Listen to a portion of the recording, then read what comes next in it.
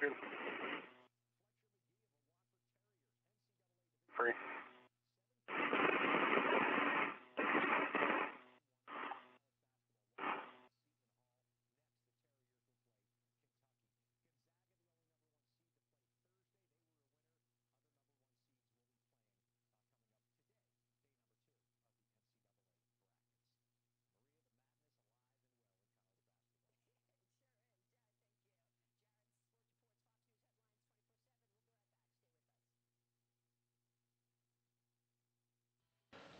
St. Jacques and Cook now attaching the simplified aid for EVA rescue jetpack equipment to the spacesuit of Nick Hague. Already inside the crew lock, you can see in the background there is Anne McLean wearing the suit with the red stripes. She's all set to go, soon to be joined by Hague. Once Hague is moved into the crew lock, that hatch will be closed, and the two spacewalkers will complete final preparations before switching their suits to internal battery power after the crew lock section is fully depressurized.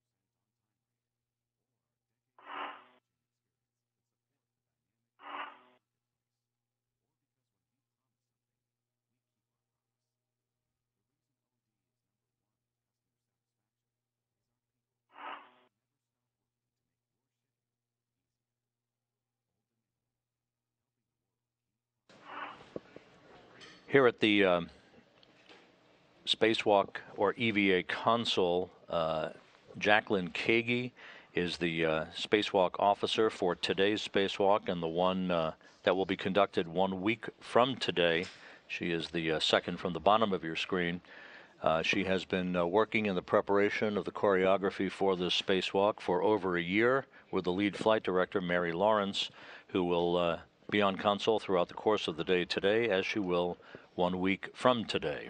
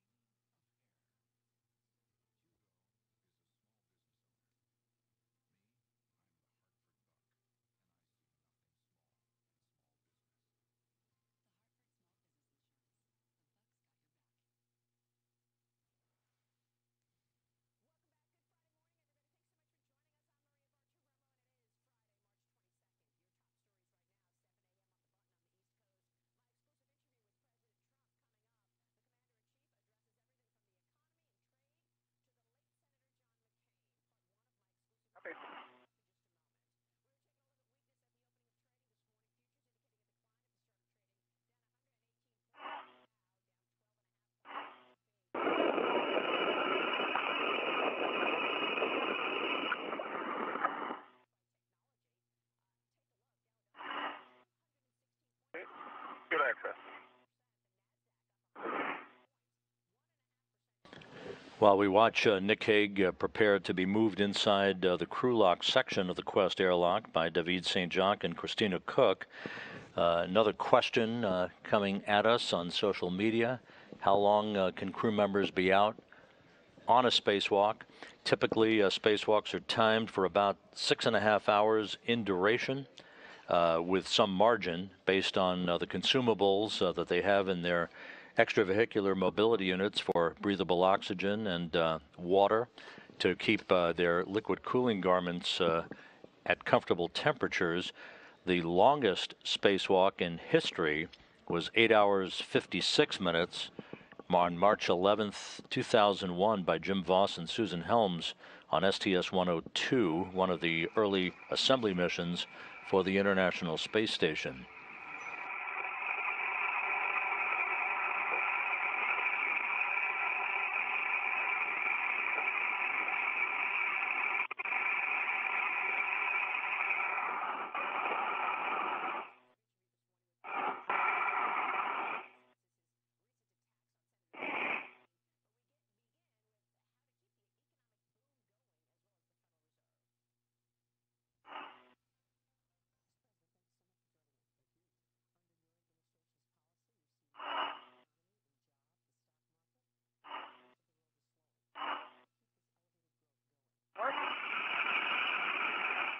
LED for 2.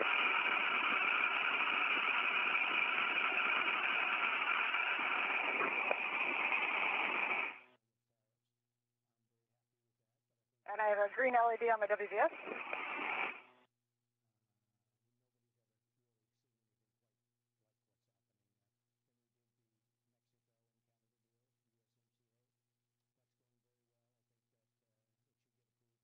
Copy.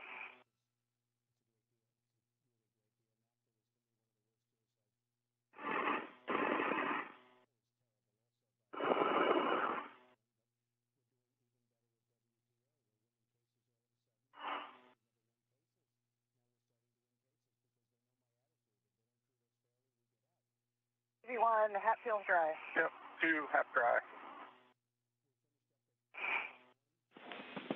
We copy.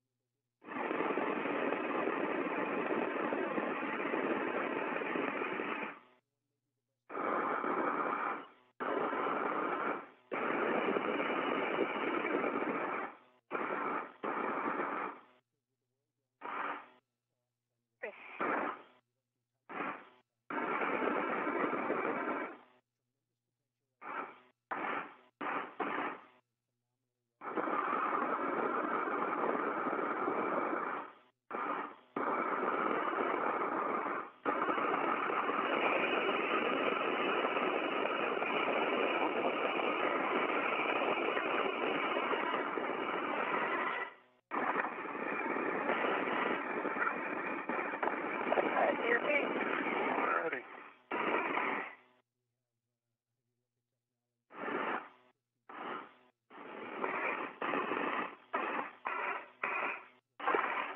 Okay.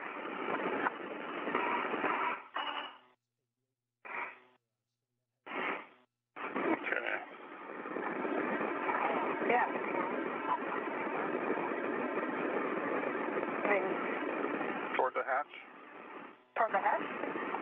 My tools are touching the hatch. Okay.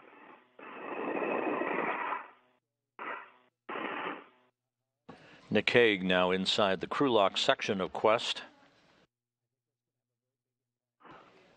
being moved into the right position in the cramped quarters of the crew lock by Christina Cook and David St. Jacques.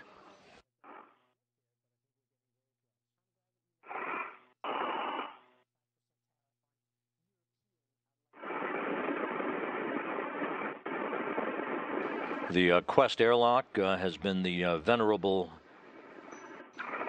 place for U.S. spacewalks to take place out of since July of 2001, when it was launched aboard the Space Shuttle Atlantis on the STS-104 mission as one of the critical components in space station assembly.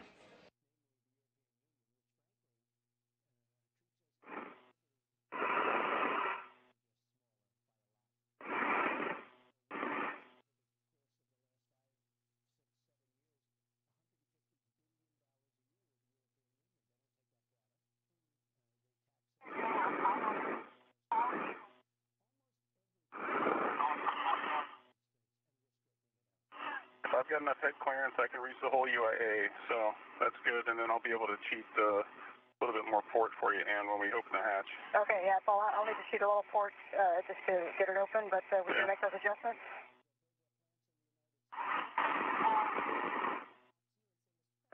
That V-guide bag, is that over Ann's legs, or is it over her flips?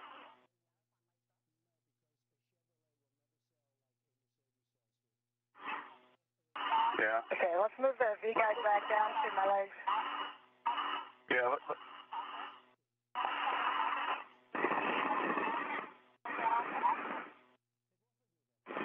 I will. and two's got clearance. And can you see that back down there? I'm still looking. The V-guide bag is over Ann's legs. We'd like to. Yeah, let's move it towards her legs. We want it to go as far forward as we can. That'll give her clearance to open the hatch. Thanks.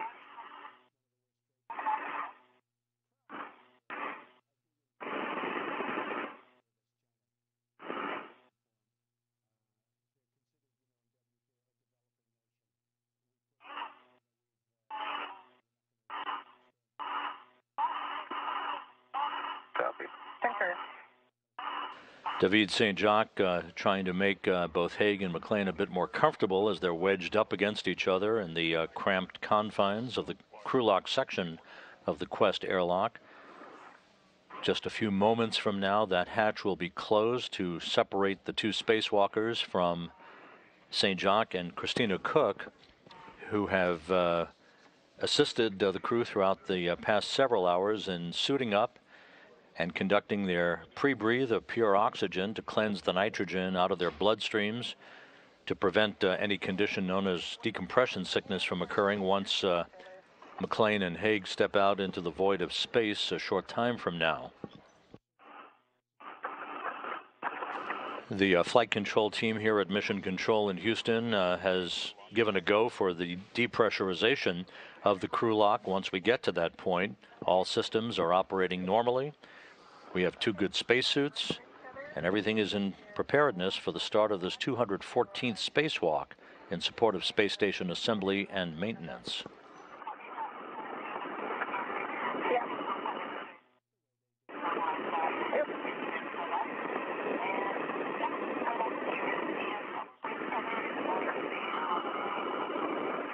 Nick's waist feather is on the airlock gradient center. And I do see it lock on black. I see the anchor hook lock black on black. And the waist hook lock black on black. Okay.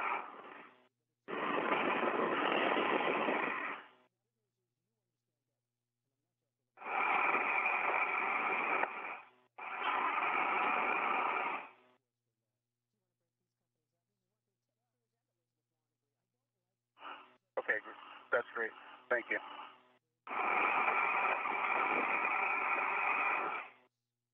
And David, you can see the attachment here on my right waist feather.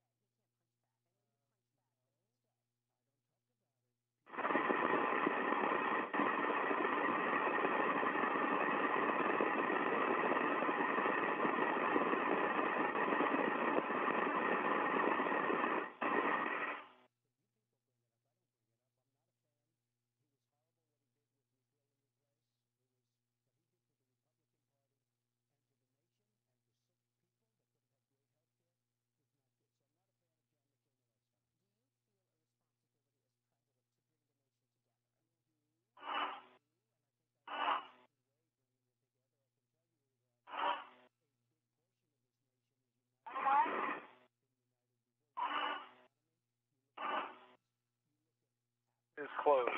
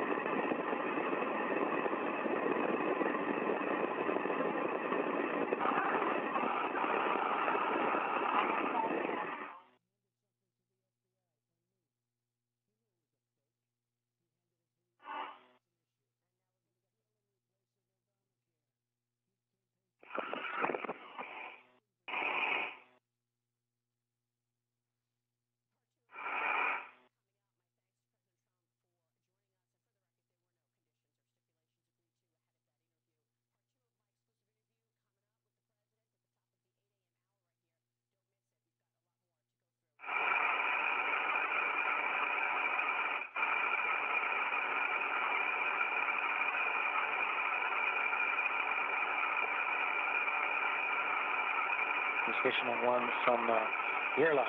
With your concurrence, we'll defer step 63 to after Eagles.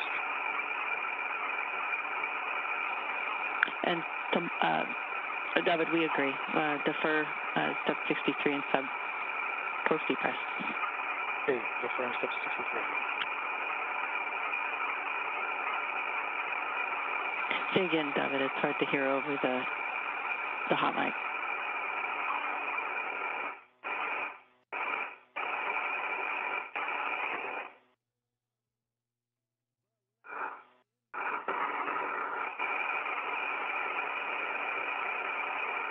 Comm check. Can you hear me over the hot mic? Yeah, that's better. I should speak more loudly.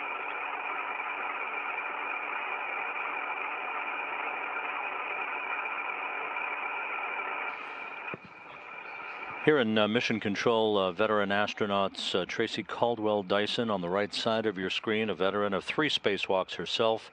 She's talking to the crew in the Quest airlock as we prepare for the spacewalk.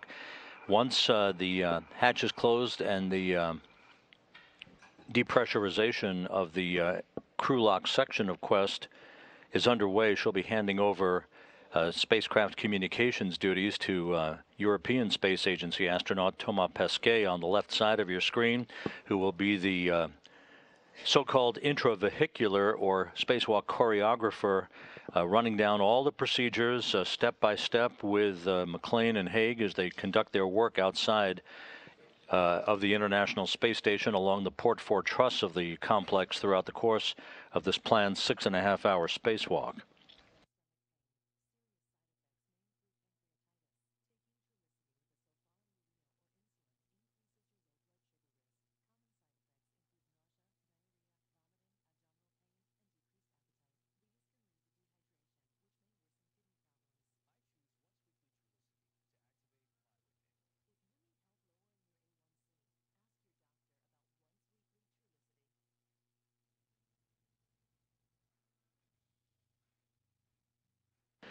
Once again, today's spacewalk and the one to be conducted by Anne McLean and Christina Cook 1 week from today is designed to continue the upgrade of the station's power systems through the methodical replacement of old, aging nickel-hydrogen batteries with newer, more powerful lithium-ion batteries. Each pair of nickel-hydrogen batteries is being replaced for the 8 power channels on the International Space Station by a single lithium-ion battery and a corresponding adapter plate.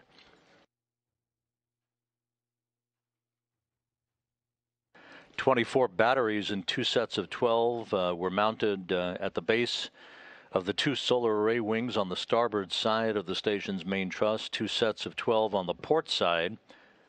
And so we are in the process, at the midpoint, if you will, of replacing all 48 of the old nickel hydrogen batteries with these smaller, more efficient lithium-ion batteries that are in the process and have been carried up to the station on Japanese HTV cargo ships. And the hatch is now being closed by David St. Jacques, isolating the two spacewalkers, Anne McClain and Nick Hague, from them. They are in the equipment lock section, the outermost section of the two-section Quest airlock. The two spacewalkers now by themselves inside the crew lock as we prepare for the start of the depressurization of that section of the International Space Station in advance of the crew placing their suits on internal battery power to mark the official start of today's spacewalk. The International Space Station is currently flying just to the west of Baja California, moving from northwest to southeast in an orbit inclined 51.6 degrees to either side of the equator. Station systems operating to perfection.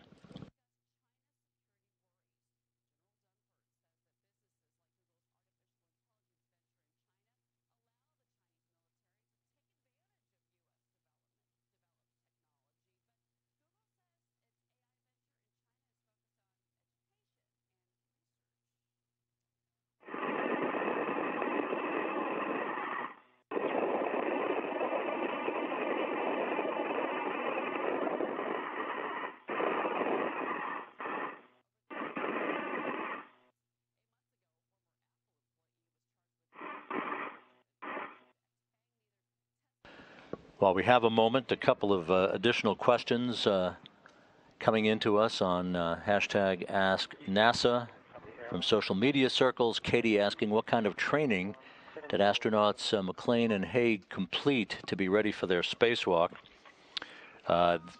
Each astronaut that flies to the International Space Station completes about 2 years of overall training, essentially training that includes both generic training on station systems and more specific training on the types of spacewalks they are likely to encounter during the course of their increments on board the International Space Station. Emma then asks, how long is the communication delay between mission control and the space station? There is no delay. It's instantaneous through the wonder of the tracking and data relay satellite system, this network of orbiting communications satellites that orbit 24,000 miles above the Earth to form an almost continuous communications link between the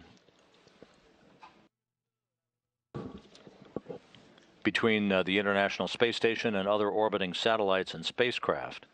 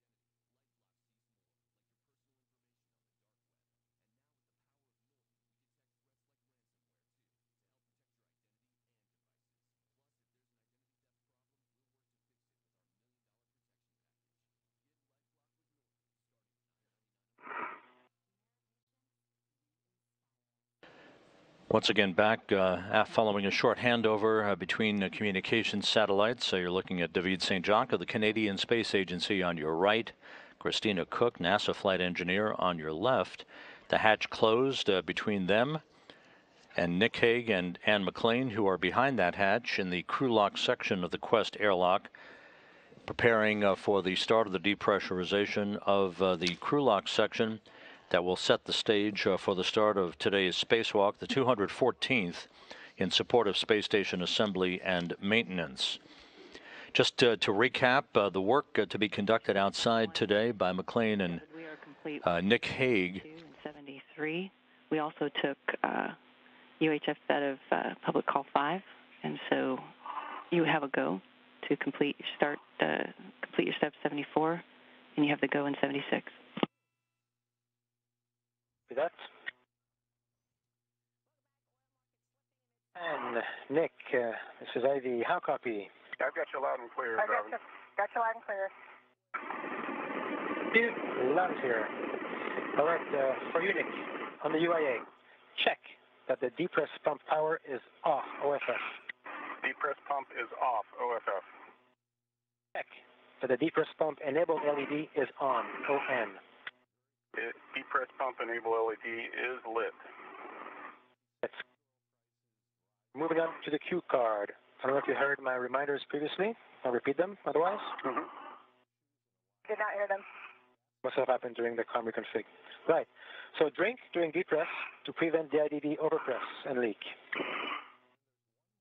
Copy. Expect to hear the depress pump and chatter from the TPRV during depress. Copy. Copy. You can monitor your DCM for all that pressure, but do not toggle the status switch during the depress to prevent inadvertent switch throws. Okay. Okay.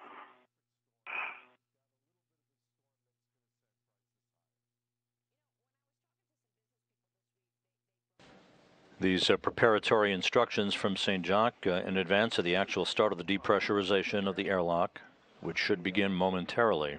Proceed to the crew lock depress. You have a go. Up we go.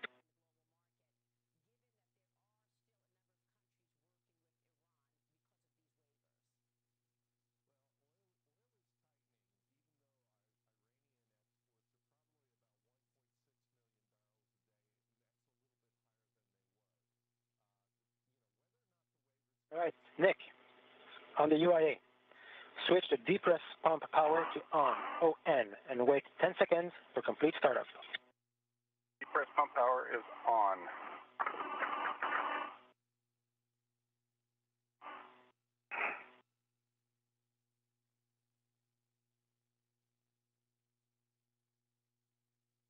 Nick, the depress pump man isolation valve open. TV expect alert tone. Copy. Depress pump man ISO valve Should be is gauge open. below 5.5. Copy.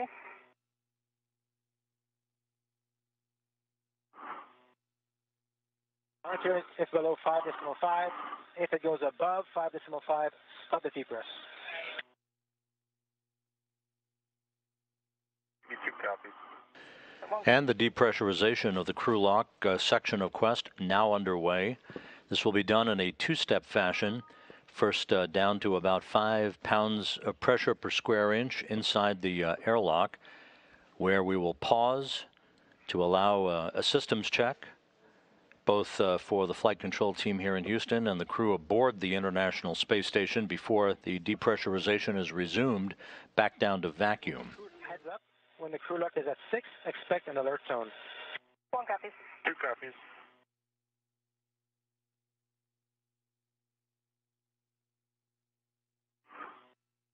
And Nick, heads up, when the crew lock is at 5, you're gonna switch the depress pump man isolation valve to closed, only when it's at 5.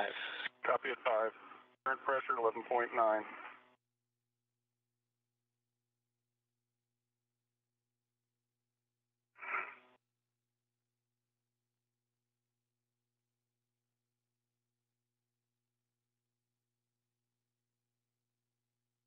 The depressurization of the Quest airlock's crew lock section underway.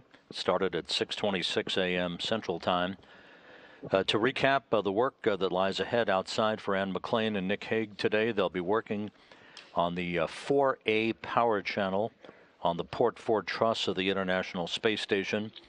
Earlier in the week, the robotics team and mission control and at the Canadian Space Agency in Saint-Hubert, Quebec, used the station's robotic arm to relocate 4 old nickel hydrogen batteries from the integrated electronics assembly for the 4A channel at the base of that solar array wing. One of those old batteries now parked on the special purpose dexterous manipulator, or Dexter, for later disposal. 3 of the other nickel hydrogen batteries were moved from the external pallet on the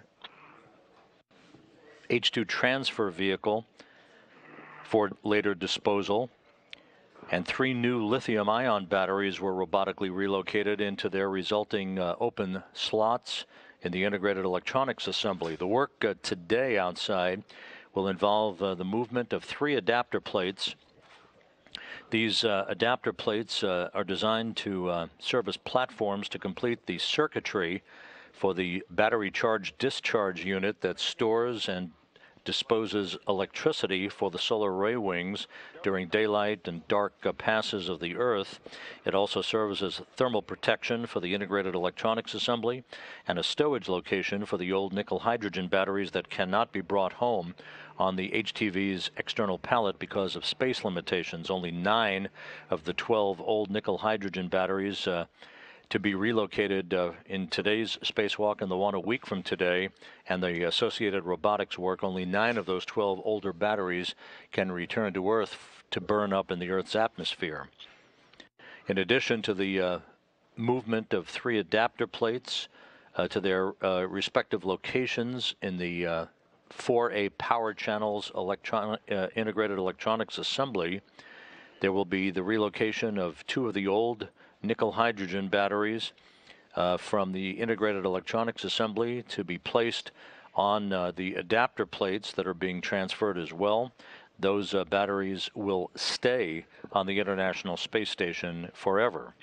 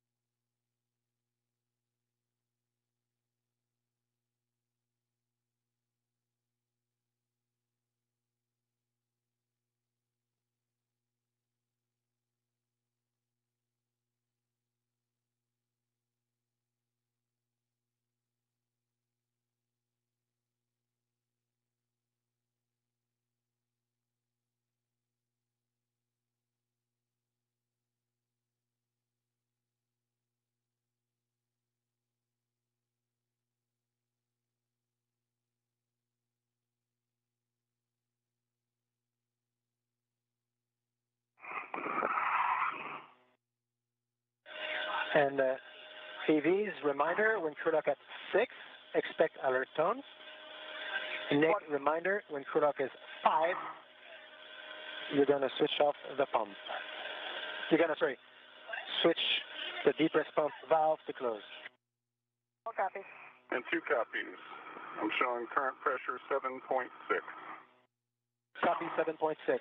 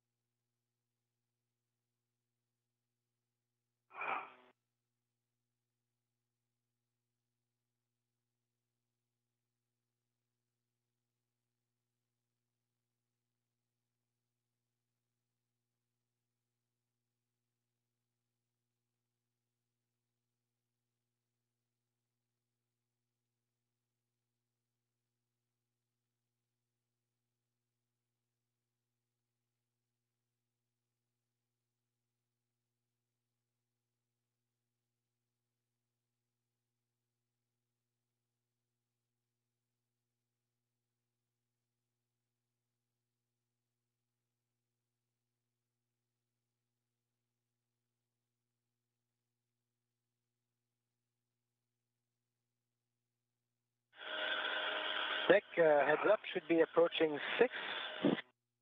Showing 5.9. Copy. Did you get a tone? Negative. Copy, negative. And did you get a tone? EV1's just going back and forth between airlock T and O2 position, and I just get a beep every time it changes. Copy that. Reminder, Nick, at 5, you're going to take the depress pump man isolation valve to close at airlock pressure 5.0. Copy.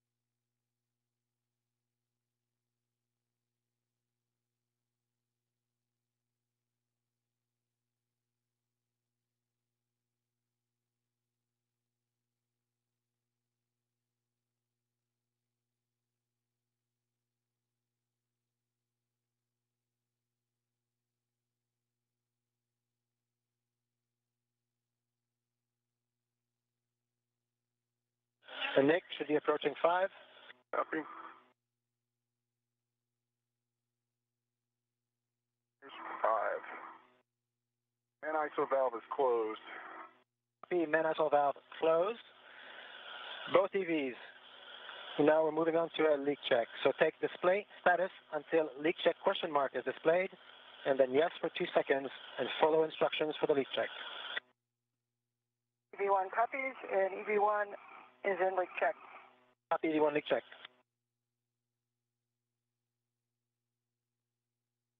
Is in leak check. Leak check, copy.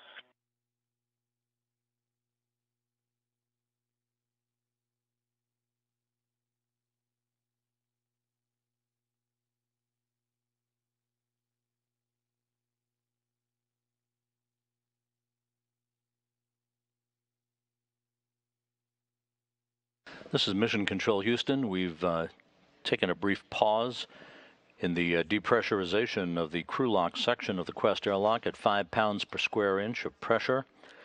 The depressurization will resume momentarily down to vacuum as the precursor to Anne McClain and Nick Hague placing their suits on internal battery power to mark the official start of today's spacewalk. The International Space Station is approaching the coast of Chile, moving from northwest to southeast, soon to enter an orbital sunrise. Setting O2 actuator EVA. Copy, O2 actuator EVA for EV1. Leak check complete. Leak check complete for EV2.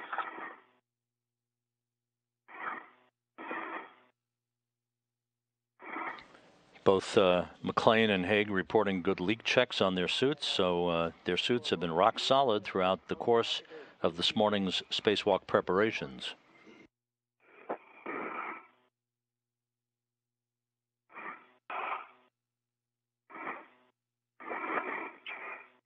EV1 is in EVA, waiting for the status on the DCM. Copy, EV1 EVA.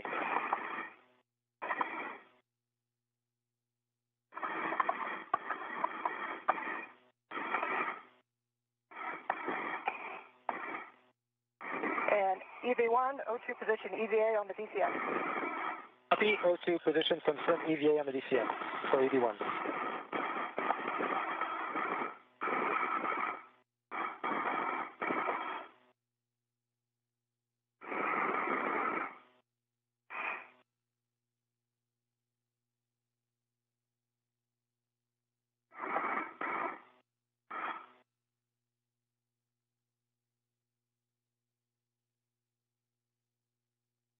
V2, O2 position, EVA, confirmed on DCM.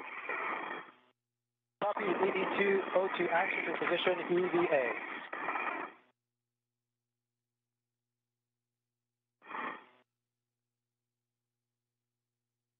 Nick. Depress pump manization valve, take 2, open.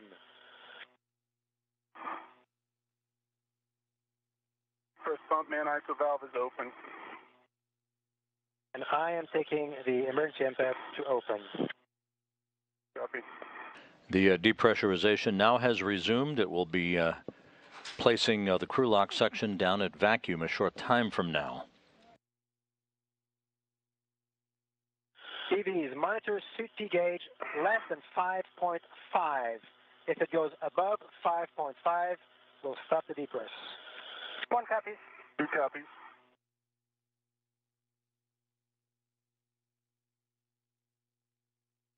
Just to set the stage one more time, this is the first spacewalk for both Anne McLean and Nick Hague. McLean is EV1, or extravehicular crew member number 1 today, wearing the suit bearing the red stripes. When crew lock at 2, Nick Hague, EV2, or extravehicular crew member number 2. His suit bears no stripes. Okay, I'll take it closed. Once the 2 spacewalkers are outside, they will activate their helmet cameras that are mounted on their extravehicular mobility units or spacesuits.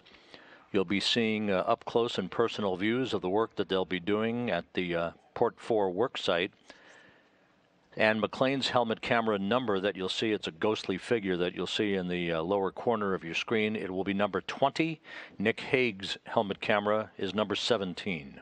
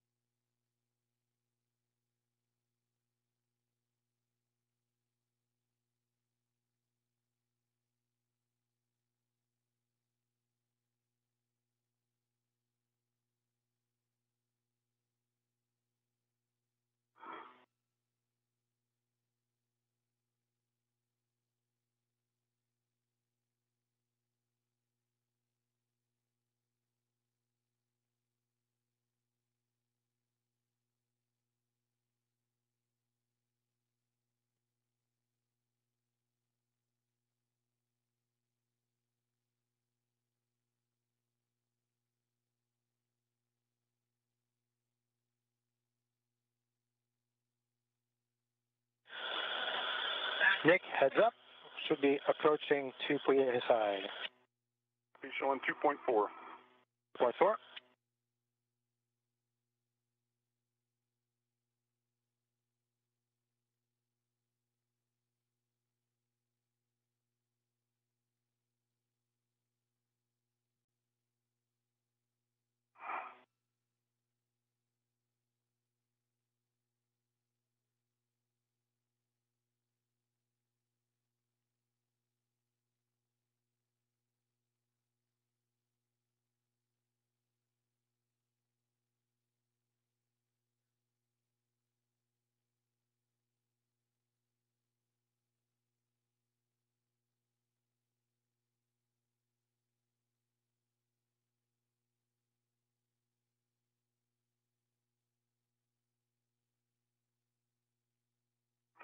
Closing depress pump man ISO valve.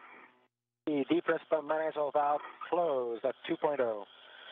Next for EV2, on the UIA, switch depress pump power to off OFF. Depress pump power is off OFF.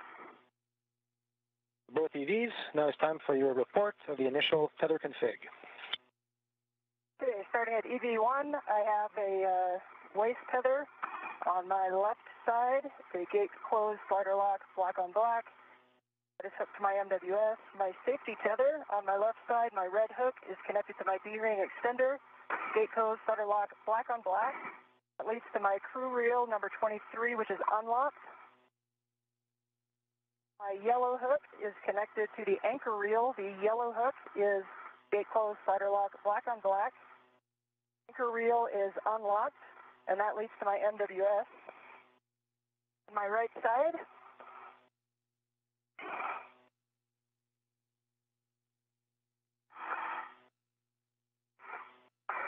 I have my right waist tether. And Nick, can you get an eye on that? Where it hooks? Right waist tether. Stand by. Right here. And it is closed, slider lock, black on black. Okay, and that leads to the waist tether large hook, which is gate closed, slider lock, black on black, hooked to EV2's anchor reel, gate closed, slider lock, black on black. His anchor reel is unlocked. Here in Mission Control, Spacewalk Officer Jackie Kagi reports to Flight Director Mary Lawrence that all of the crew's reports on the configuration of their tethers is as they should be. Everything in good shape as we edge ever so close down to vacuum for the crew lock and the start of today's spacewalk.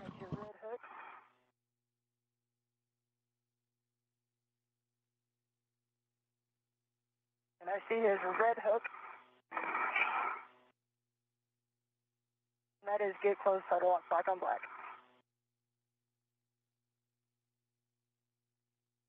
Additionally, on the airlock D-ring extender, I see EV2's waist tether, gate closed, slider lock, black on black, which leads back to his D-ring extender, gate closed, slider lock, black on black.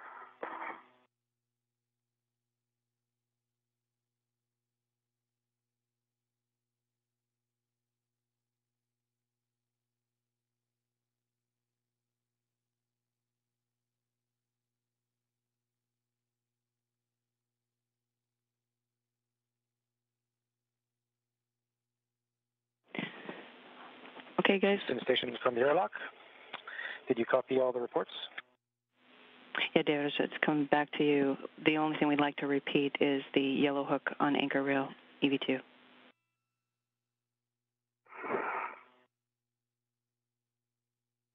In work.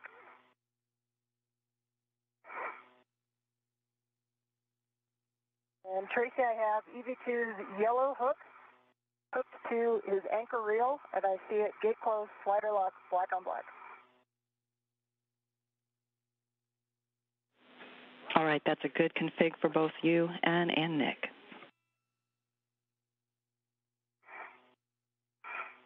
Copies.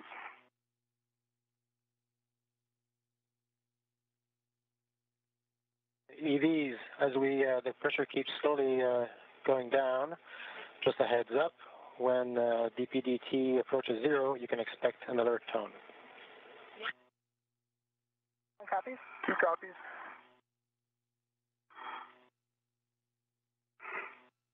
The heads up on the next actions is when the EV hatch delta P is less than 0.5 psi, that's when we will open the hatch.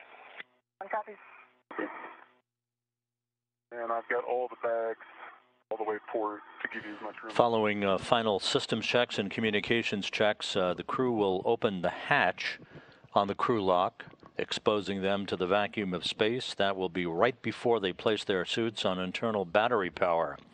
The big batteries that we're talking about that are in the process of being replaced, the nickel hydrogen batteries being replaced for the new lithium ion batteries, they have the same dimensions, 40.4 by 36.8 by 18.9 inches. The lithium ion batteries weigh a bit more. The nickel hydrogen batteries, the older ones that are being removed for disposal and storage on the station, weigh 364 pounds of mass on Earth. The lithium ion batteries weigh 428 pounds apiece.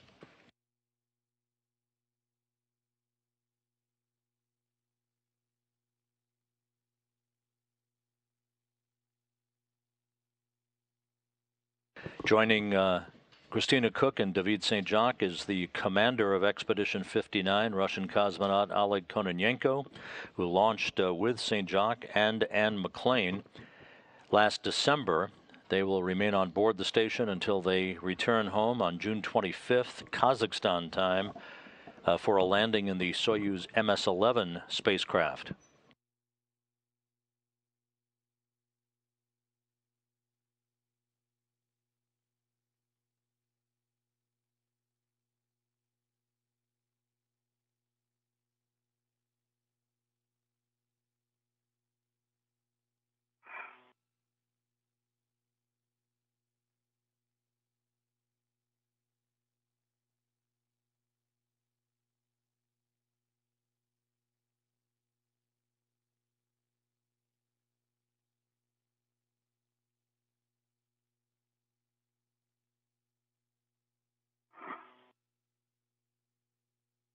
As we mentioned earlier, the robotics team has already been hard at work over the past several days this week, robotically relocating 4 of the old nickel hydrogen batteries from their slots in the integrated electronics assembly for the 4A power channel at the base of the P4 truss of the International Space Station.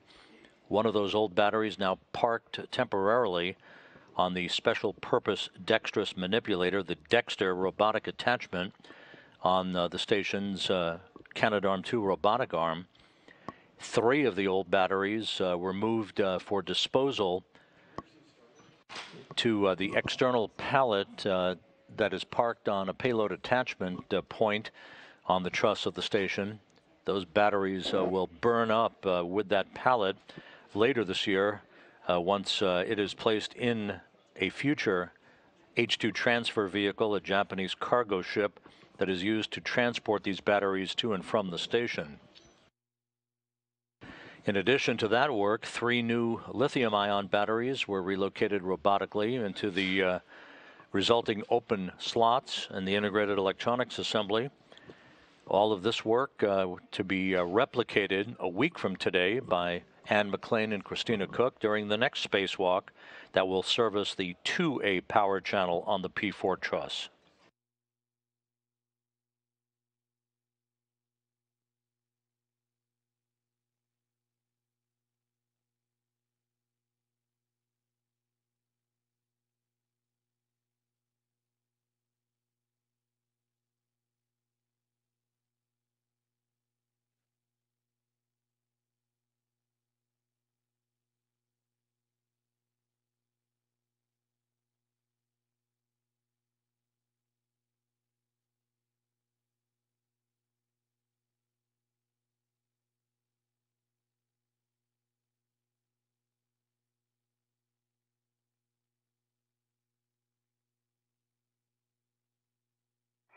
One should be approaching 0.5.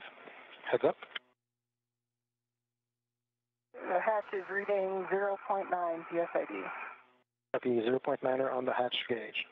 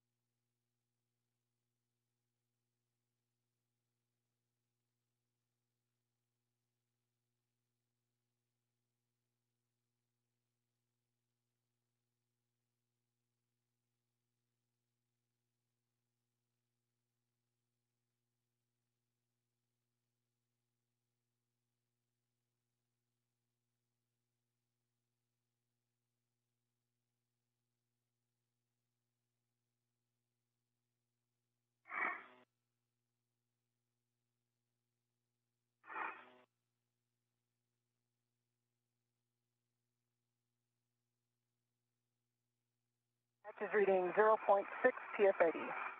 0.6. We are rating 28 millimeters. It jibes. Okay.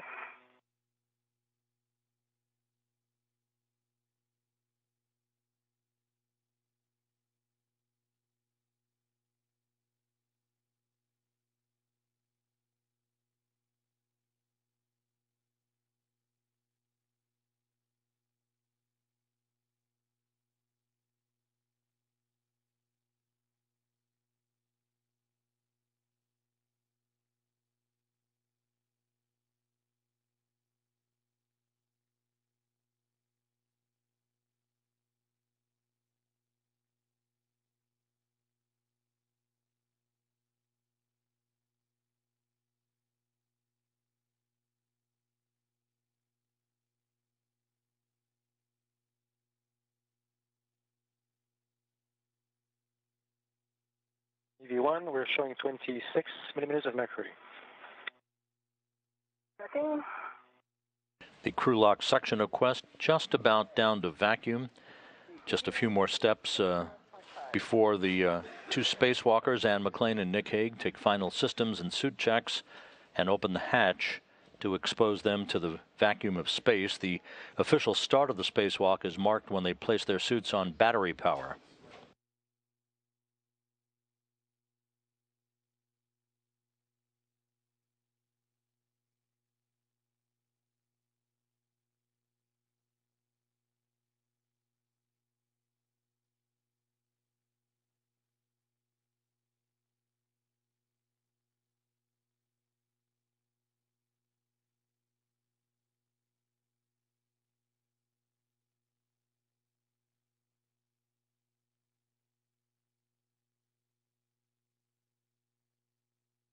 And David, the EV hatch reads 0.5 PSID. 0.5 PSID.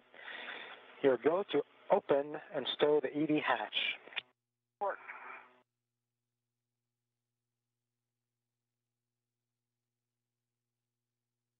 The handle is unlocked.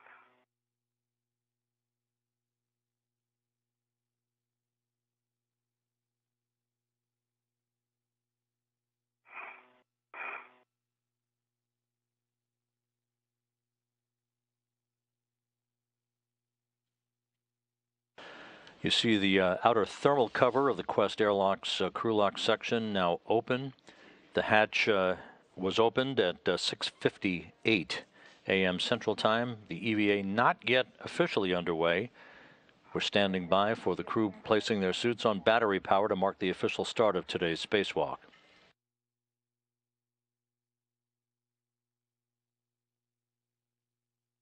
In addition, Thomas Pesquet of the European Space Agency will be taking over ground communications duties, talking directly to McClain and Hague during the course of today's spacewalk. Tracy Caldwell-Dyson on the right has guided the crew through the final elements of their spacewalk preparations inside the crew lock. Pesquet, again, a veteran of two spacewalks, one of which was a replica of what will be conducted today by McClain and Hague. Pesquet joined Shane Kimbrough on January 13th, 2017 for battery replacement work on the starboard fore truss. Didn't copy step 14. You got that MPES closed? Confirm. Both 13 and 14 complete. Excellent. Well, I will Yeah. Let me move the bag up later. wish Anne and Go. Nick There we go. There you go. successful EVA. Will be here supporting you. I'm going to officially hand you over to your ground IV, Thomas. All right, thanks, TC. Merci, David. Super boulot.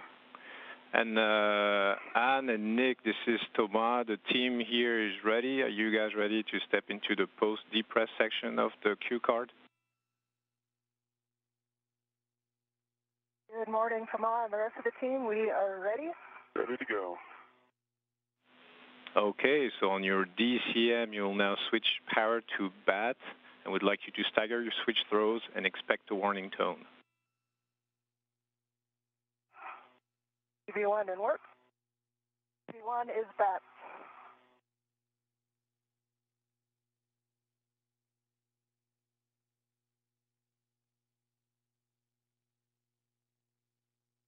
And tell me my display switch is functional.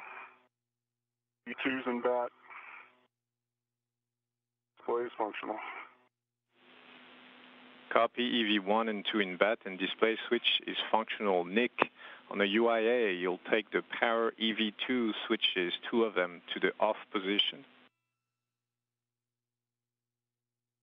Copy. EV1, power off. EV2, power off.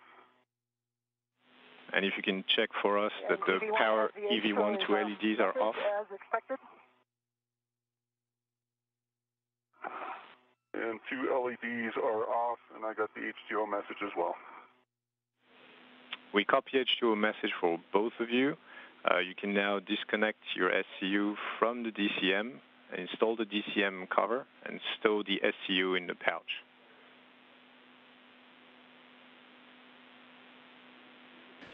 This is Mission Control Houston, with McLean and Haig having placed their suits on internal battery power. The official start of today's spacewalk marked at 7:01 a.m. Central Time, 8:01 a.m. Eastern Time. The 214th spacewalk in support of space station assembly and maintenance now officially underway. Once again, the start time 7:01 a.m. Central, 8:01 a.m. Eastern Time, as the International Space Station flew just to the south of Madagascar. EV2 SCUs in the pouch. DCM covers installed. Copy EV1 and 2 SCUs disconnected, DCM covers in place, and SCUs in the pouch. Nick, you can now check that the depress pump manual isolation valve is closed. It is closed, Jamal. Copy, and for both of you on your DCM, you'll take the temperature control valve to max hot.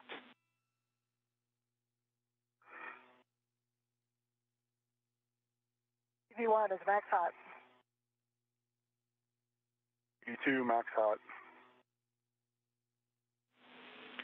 Copy EV1 and 2, and you can now take your water switch to on ON.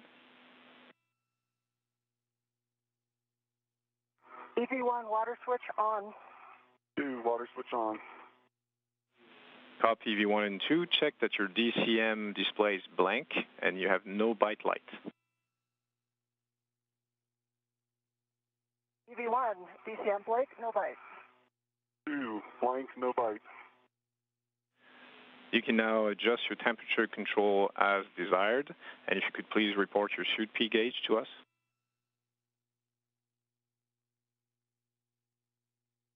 Okay, EV1 is about 4.5 on the TCV, suit P gauge is reading 4.3. Copy EV1.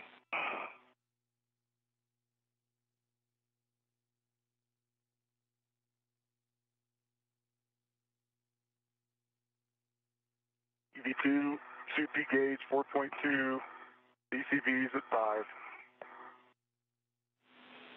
Copy EV2, you can take your visors down. It's nice and bright outside.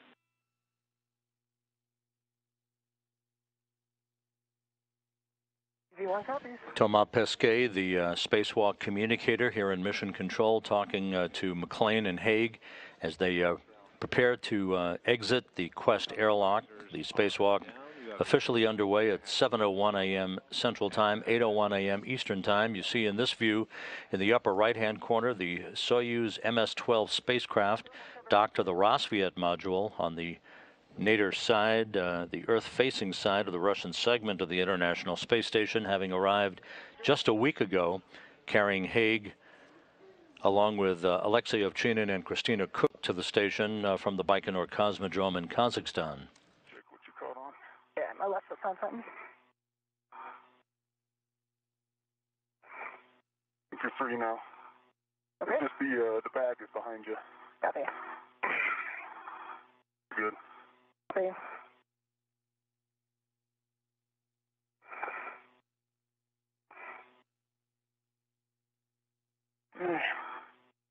Your tethers look good. You look clear going through the hatch. Copy.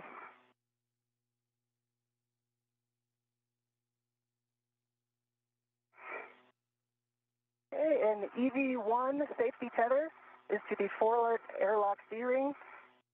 Gate closed, slider lock, black on black.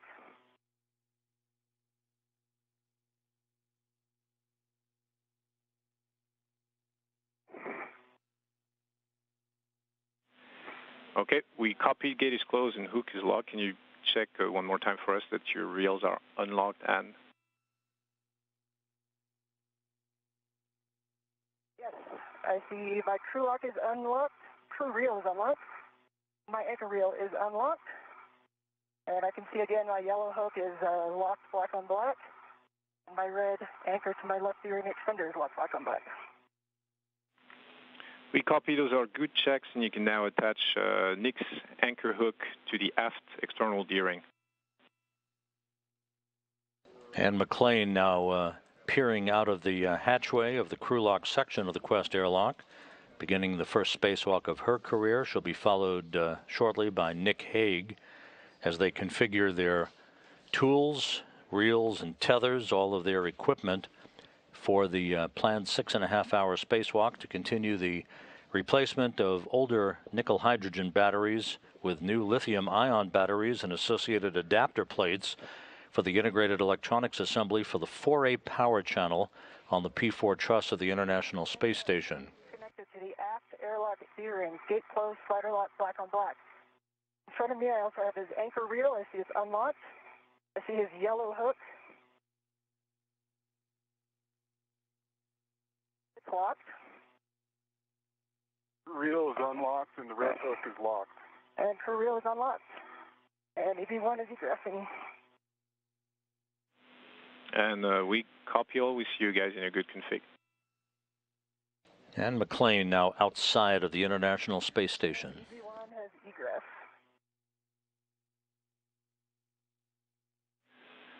Copy EV1, and with that you can give EV2 a go to release his waist tether from the airlock D-ring extender. All right, Nick, you are go. Copy and work.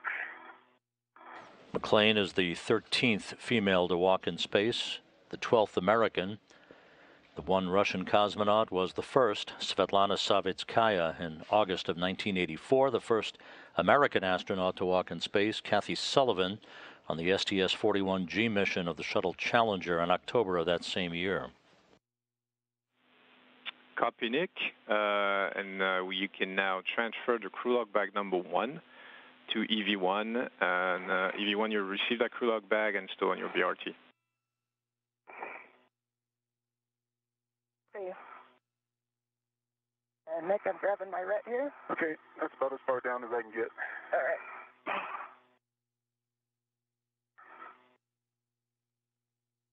There you go. Okay, I have the crew lock bag. Touching my ret.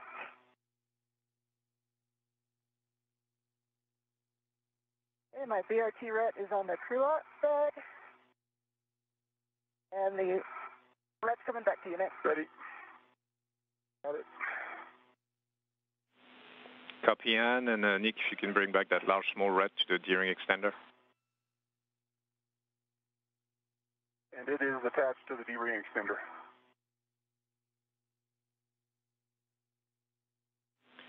We copy. You can now, if Ann is ready, you can transfer that V-guide bag to her, and Ann, you'll receive that V-guide bag and temp stow it on the airlock circular handrail.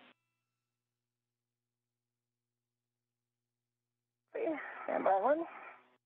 The V-guide bag, referred to by Thomas Pesquet, is a bag containing equipment that consists of 4 so-called V-guides. These are alignment apparatus that would be used to perform a replacement of space station radiators, heat dispensing radiators in the future.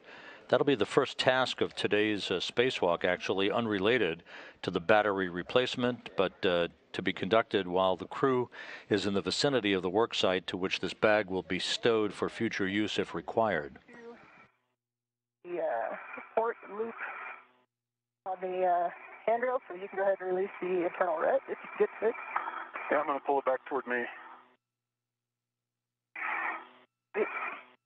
Hey. Good view of Ann McLean, soon to be joined outside by Nick Hague. Spacewalk began again at 7:01 a.m. Central Time.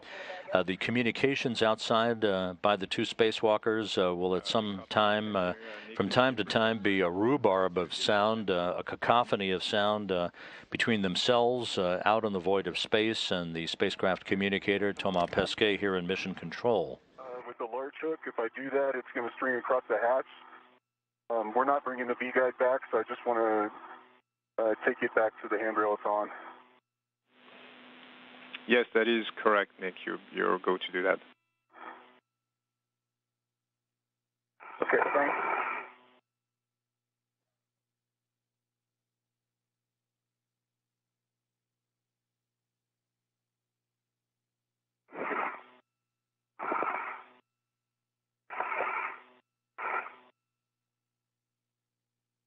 All right, Nick, I'm going to move to the forward side, or up by the toolboxes. You can egress. Copy that.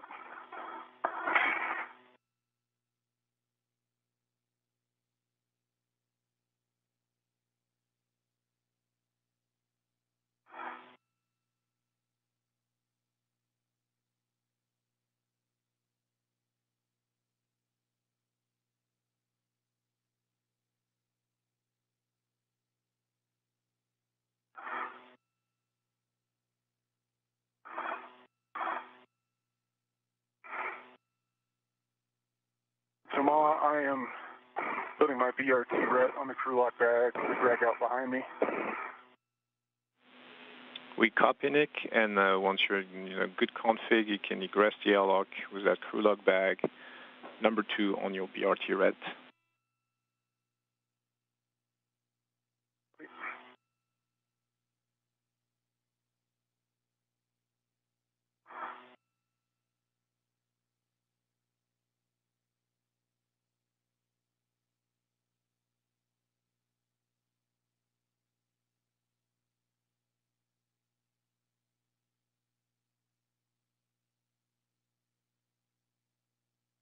Okay.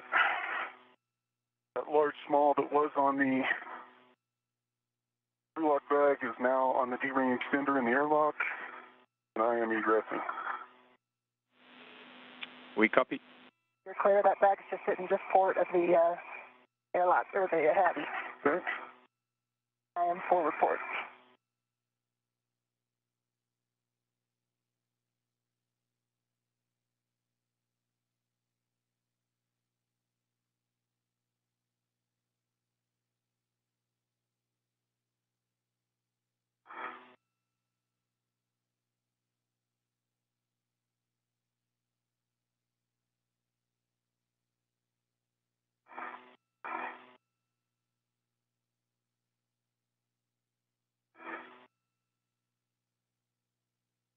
Okay. And Nick Hague now outside the International Space Station in the early minutes of his first spacewalk.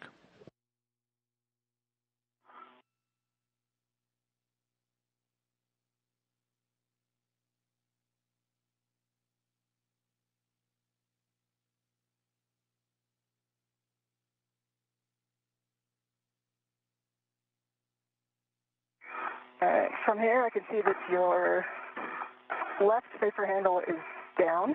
Okay. Stand by one. I'm going to get this on my BRT first. Oh, copy. The International Space Station is flying from southwest to northeast across the northern Indian Ocean, about to cross the southwestern coast of India. Just minutes into today's spacewalk, the first of 2019, the 214th in support of space station assembly and maintenance.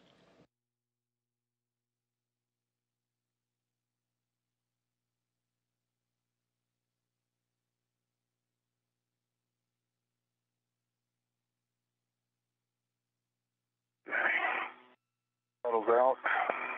The BRT.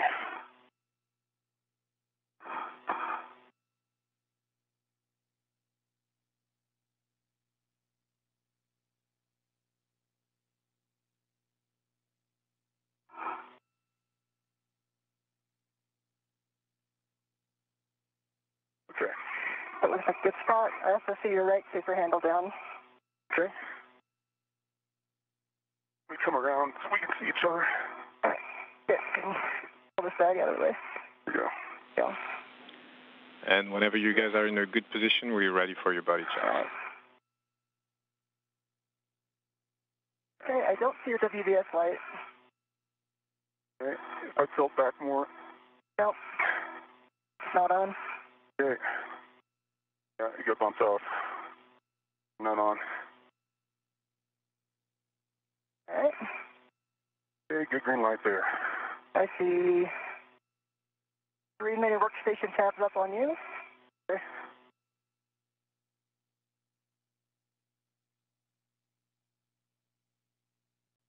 And McLean, near the top of your screen, wearing the suit bearing the red stripes as EV1 or extravehicular crew member number 1. Nick Hague at the bottom of your screen. He has a suit with no stripes as EV2 or extravehicular crew member number 2. Before long, they will be in position to activate their helmet cameras to provide us up-close views of all of the work they'll be conducting in support of this battery swap out at the P4 truss. Once they do, Ann McLean's helmet camera will have the ghostly figure, the number 20 on the lower right-hand corner. Nick Hague's helmet camera is number 17. Is locked on my lefty ring extender, black on black. Wheels are both unlocked. Yellow hook is locked black on black, and my anchor is locked black on black. Okay. We copy, and that's a good config. My handles, my tabs, lights. Copy. BBS. Okay, starting top. You've got a good green light. Your helmet lights are on. They look good. I see 3 tabs up, and I see 1 safer handle and 2 safer handles down. Copy. And I've got a dry hap. I have the dry hap as well.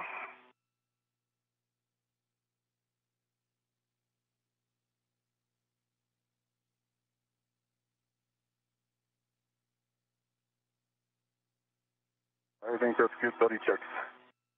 Concur, what do you think, Tomas? Yeah, we think that's good body checks. We didn't get Nick's tethers and tools, so if you could run through that for us one more time, please. Yep. Starting at the anchor hook. I've got anchor hook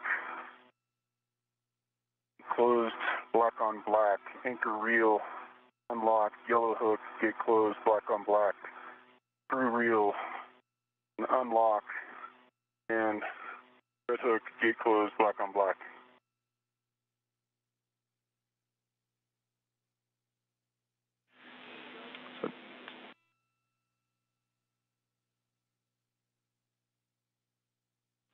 And Ann and Nick, those are good configure. And now go to close the hatch thermal cover. Copy. Didn't work. Hatch thermal cover is closed. Copy, thermal cover is closed, and you can now perform your translation adaptation. I can guide you through it, or you can just do as you please.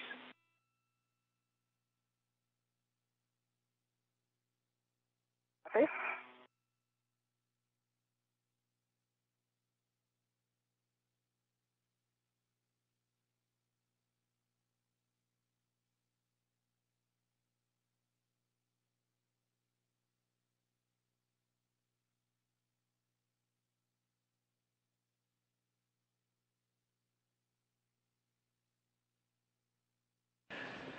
While McLean and Hague orient themselves in their first minutes of their initial spacewalks of their career, a couple of social media questions under the hashtag AskNASA that we're continuing to take in from our viewers around the world.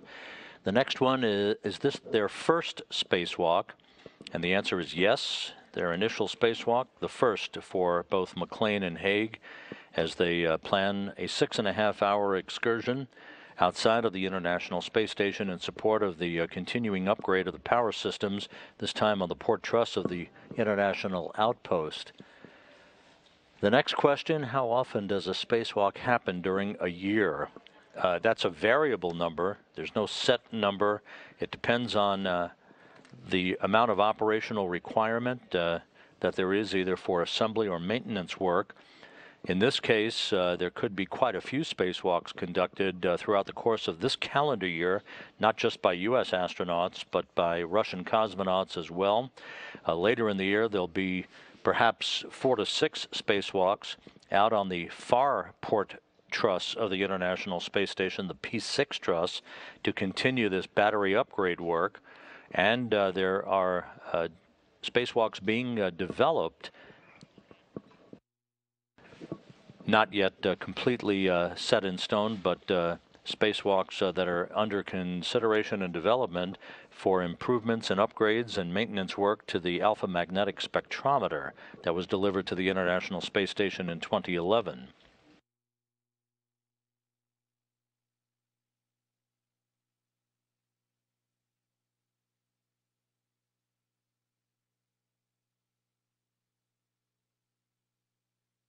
Yeah. Yep. Feeling comfortable. Copy, me too. We'll get over here to the starboard side. Okay. Goodbye.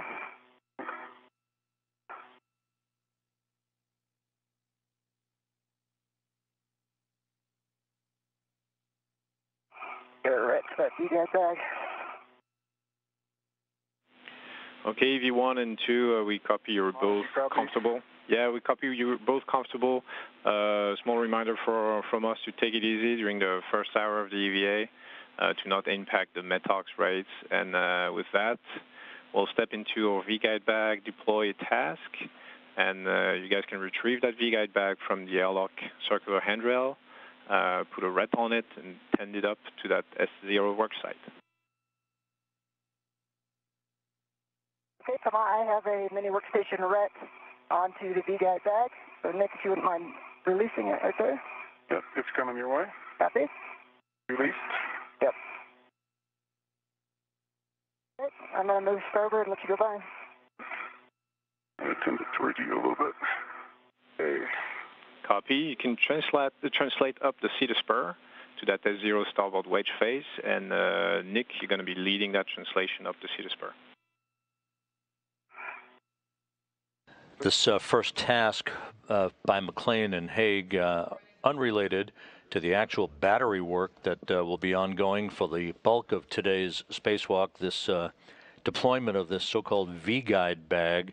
The V-guides act as an alignment tool during the Canadarm2 robotic arm removal and installation of radiator replacements, should they become necessary for both the starboard 1 and port 1 trusses of the International Space Station in the future. These V-guides act as an alignment tool to enable the space station's robotic arm to precisely install the radiator replacement units should they become necessary. This V-guide bag will be installed at a location on the S0 truss. That's the midpoint of the backbone of the International Space Station, right smack dab in the middle of the truss segments of the left and right sides of the truss of the International Space Station, and will remain there indefinitely should they be required for any radiator replacement work in the future.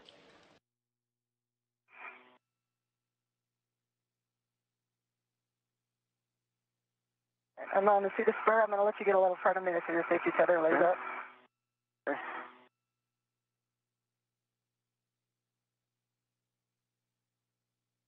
And the bag's just kind of tending over your head. Copy.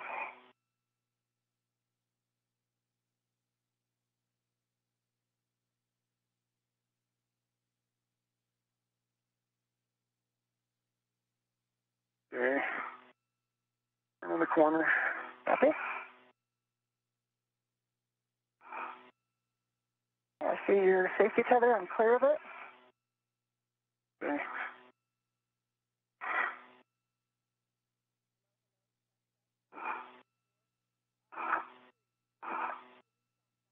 Stand by. I'm going to. And McLean, with the suit bearing the red stripes at the top of your screen, just to the right is Nick Haig, as they prepare to deploy this V-guide bag, this bag of alignment tools at the S0 or midpoint of the truss segment of the station. We're about to pass into an orbital sunrise, and in doing so, orbital sunset, I should say, and in doing so, we're also in a handover between satellites on the Tracking and Data Relay satellite system. Some 25 minutes into today's spacewalk that began at 7:01 a.m. Central Time, 8:01 a.m. Eastern Time, the first spacewalk of 2019. Am I at your feet now? Yep, I'm swinging them out of the way. All right. Okay.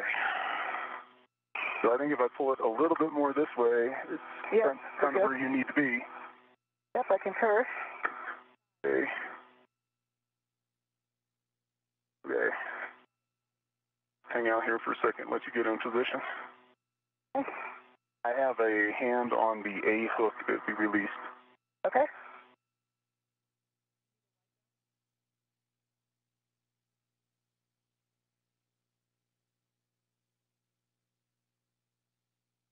All right, so I could take the bag.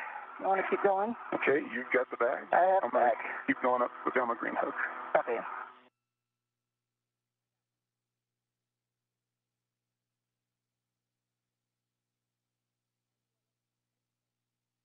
He said it looks good.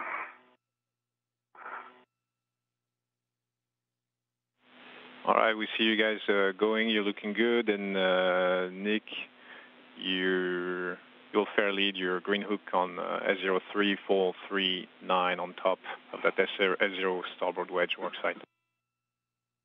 Copy, Thomas, handrails in hand.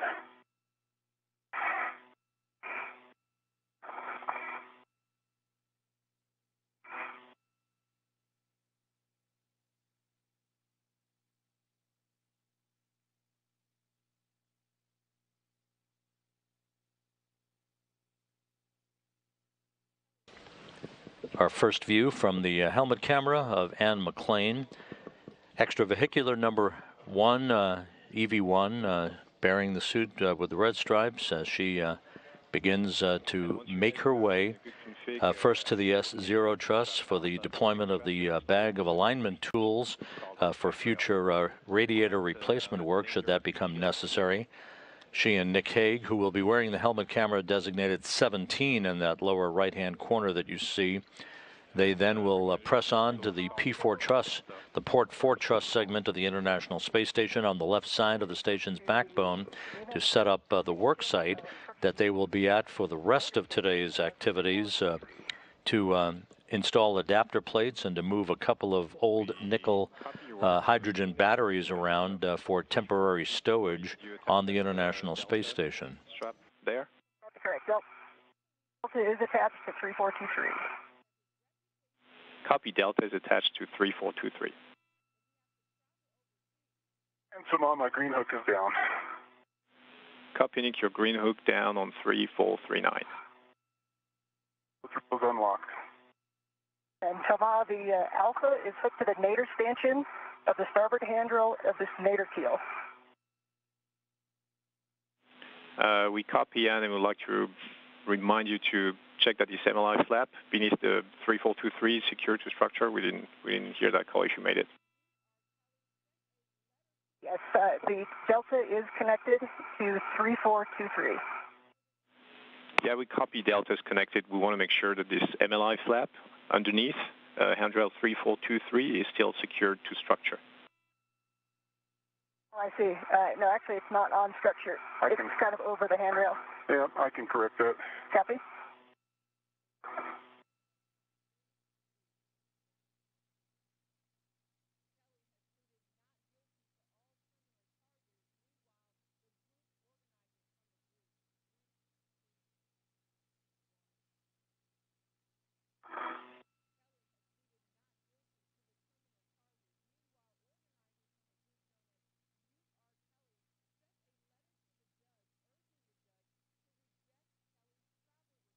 Okay, and then the life flap is secure underneath the handrail. Okay. We copy, Nick. That flap is underneath the handrail. It's a good config. And you can move on to the next strap. I have Bravo in my hand.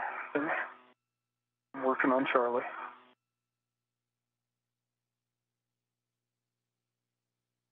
Charlie's unhooked.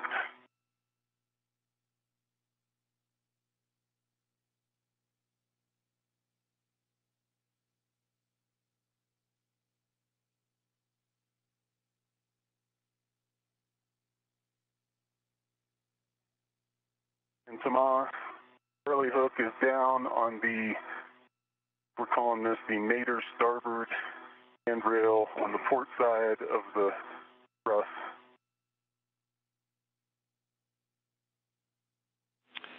Copy, Nick, those are good words. We see with 3 straps attached, and there's still Bravo to go. And Bravo is about to be attached to the starboard stanchion. If you need slack, I can give you some. No, Bravo is now attached to the starboard stanchion of 3437.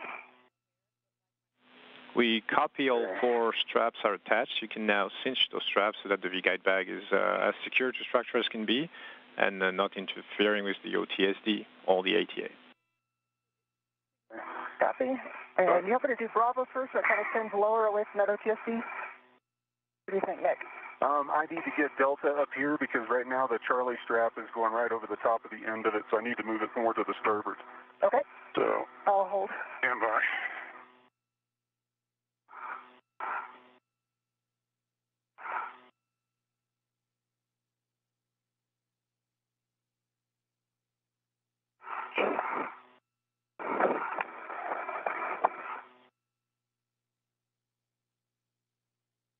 There is some slack left in Bravo if you need it. Yeah, give me all the slack you can. Yeah, go ahead. Okay. Machine this way.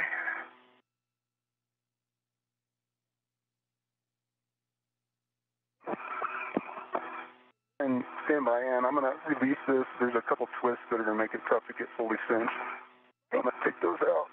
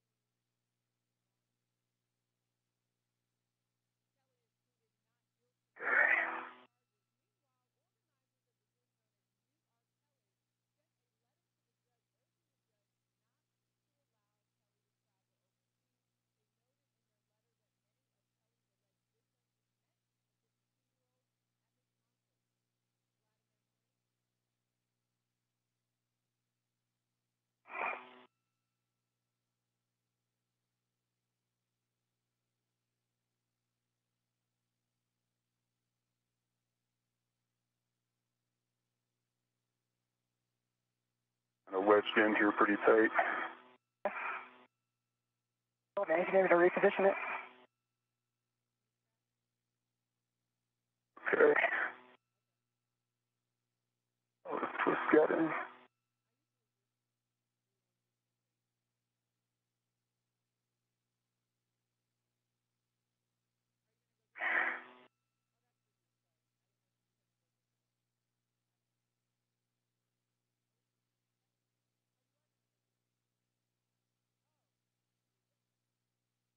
And now push on the ORU toward me. Okay.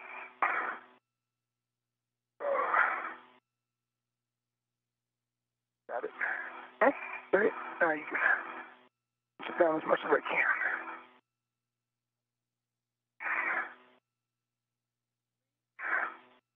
Okay. All right, you ready for me to do Bravo? Yeah, you need to do Bravo to bring the ORU towards you. Okay. To keep that line off the OTSD and the ORU itself. So cinch as tight as you can. Work. That's about as tight as it's going to get. Okay. Tighten this. Okay. So I'm going to back up Omaha so you guys can see clearance on the OTSD. You see that in the WVS? Hey, Nick, we don't have a good view right now in your WVS. This is not a good coverage area, but stand by for a moment. We're trying to see what we can get. Good.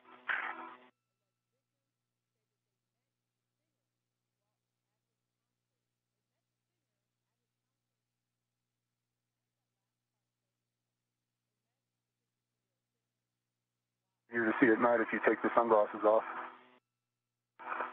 It's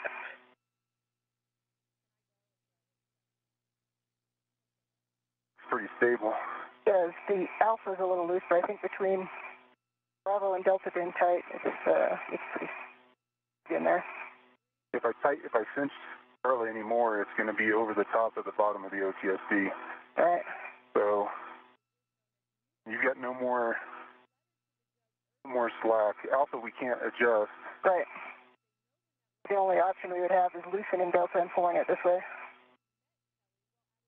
And then that draws the strap for Charlie over over the ATSB, yeah. I think this is the best spot to stay clear of that.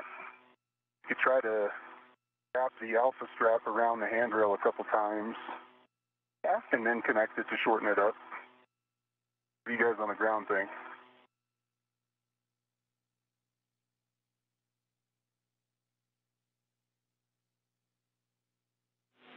Stand by, Nick. We're talking about it right now. Okay. Another option is to loop Alpha around the handrail and then attach it back to the metal frame of the V-guide bag.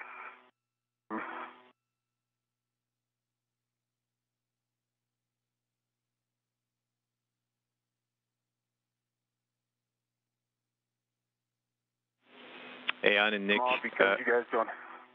Go ahead.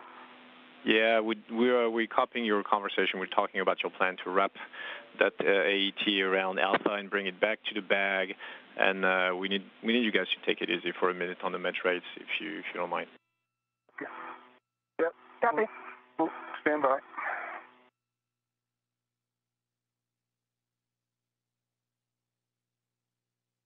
This is Mission Control Houston. Some 36 minutes now into today's spacewalk by Anne McLean and Nick Hague. Everything proceeding well. The crew a few minutes ahead of the timeline as they operate at the center point of the backbone of the International Space Station at the S0 or Starboard Zero truss, where they're in the process of deploying a bag that is filled with alignment guides that would be used in the event a replacement of a radiator for either the Starboard 1 or Port 1 truss of the International Space Station would become necessary. There's probably 3 or 4 inches of clearance from the strap to the very nadir tip of the OTSB, and then there's a kind of a dog handrail handle at the bottom of the OTSB that's got another 4 inches of clearance from the ORU. The ORU is not directly over the OTSB. It's maybe got an inch or 2 of offset. Okay, we copy, Nick. This sounds like a good configuration. Stand by 1. And one suggestion from where I'm at, I'm looking at the Alpha strap come on, and it is loose.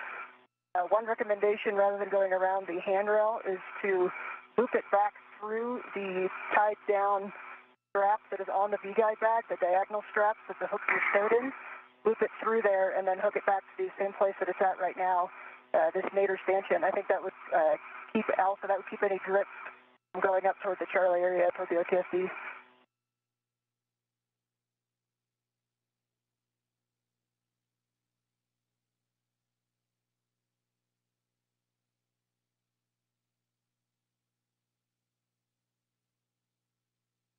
Okay, Anne, we're okay with that suggestion, so you can go ahead and put that in work.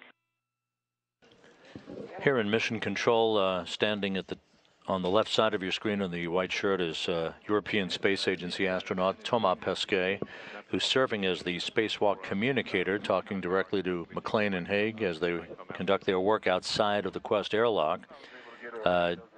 Seated is Tracy Caldwell Dyson, veteran astronaut. Pesquet and Dyson with a total of 5 spacewalks together to their credit, no stranger to the environment of spacewalking. Standing second from your right is the flight director for today's spacewalk, as she will be again a week from today for the next spacewalk by Anne McLean and Christina Cook. That is Mary Lawrence. And on the far right of your screen is flight director Rick Henfling, who on April 8th will be the lead flight director for the third in the series of triple EVAs, as they are known. That'll be a spacewalk by Nick Hague and David St. Jacques of the Canadian Space Agency to install jumper cables for system redundancy for the station's robotic arm and other communications upgrades. Four straps. So Nick, if you could snap a couple pictures, that's good enough for now, and we go to move on to our next task. Okay, copy, time out. We're going to give Bravo another cinch here. Once you do that, then I'll take up the slack in Charlie. Okay.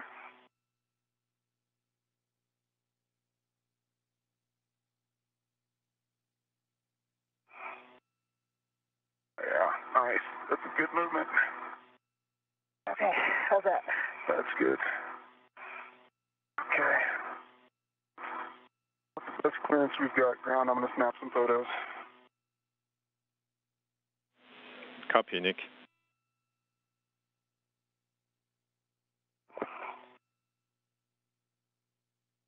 And an excellent view of Anne McLean wearing the suit with the red stripes through this view from one of the enhanced high-definition cameras on the truss of the International Space Station. The station is currently flying 248 miles just south of the Aleutian Islands, moving from northwest to southeast.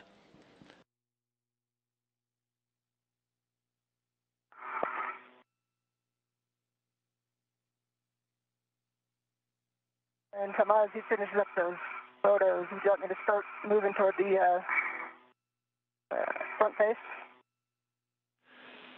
Yes, it's correct. While Nick is finishing that up, and you can start moving. If you haven't done so, obviously you can release your BRT red from the bag and start translating. Your met rates are both looking good right now, so you go to phase one.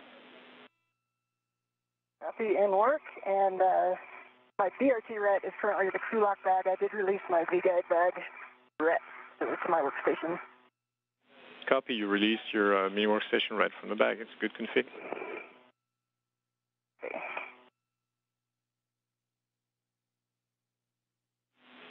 And while you're on your way, if you find a good time to give us a glove and a hat check, and same for you, Nick. Okay. I'll stop right here and get that.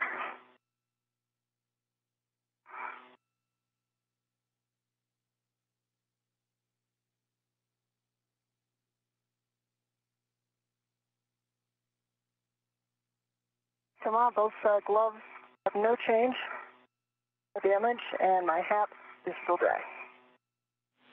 Copy, Ann. Good gloves and dry hat. You're free to move on. Yeah.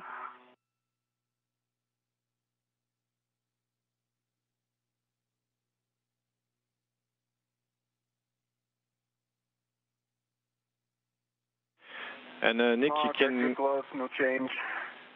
And Copy. dry hat. Copy, Nick. You have good. While Nick Hague and Anne McLean work at the S0 truss installing and deploying this bag of alignment guides for future use, should they become necessary, we're continuing to take questions at hashtag AskNASA from our viewers around the world. And, Nick, how fast is the space station traveling while the astronauts are spacewalking? The same as it always travels, 5 miles a second or 17,500 miles an hour. That is the orbital velocity of all orbiting satellites and spacecraft. The next question, why aren't external batteries changed with the station's robotic arm? Fact of the matter is that they are. Earlier this week, robotics officers here in Mission Control worked to move 4 of the old nickel hydrogen batteries from their initial locations in the integrated electronics assembly at the base of the P4 truss of the station to various other locations for future disposal, and they moved 3 of the new lithium-ion batteries into open slots on the integrated electronics assembly at the P4 truss. So this is a blend of robotics work that precedes the spacewalk. The spacewalk itself by McLean and Hague today is designed and we see you up on phase one to move adapter plates basically platforms upon which old nickel hydrogen batteries will be permanently stowed on the International Space Station, and to relocate 2 old nickel hydrogen batteries from old locations to slots in the integrated electronics assembly at the P4 truss that will not be returned to Earth. So it's basically a blend of robotics and the human hand that is at work both today as it will be a week from today, when similar work is conducted on the opposite side of the P4 truss for another one of the power channels on the station, the 2A power channel. Copy, you picked up your green hook, and keep us posted.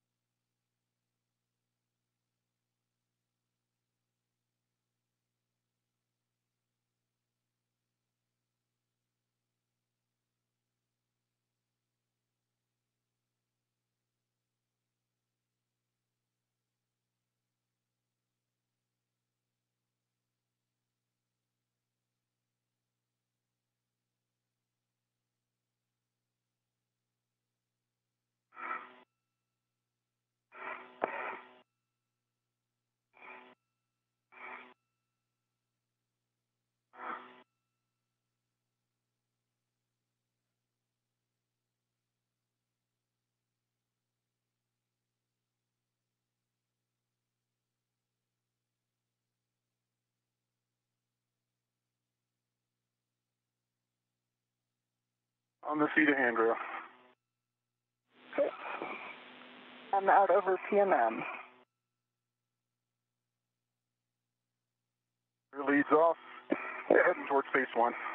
If you turn that corner up by phase 1, I'll double check that my tether didn't get caught on something. I think it might have gotten hung up on something just below phase 1 that you might be able to take off. I'll check it out. Thanks.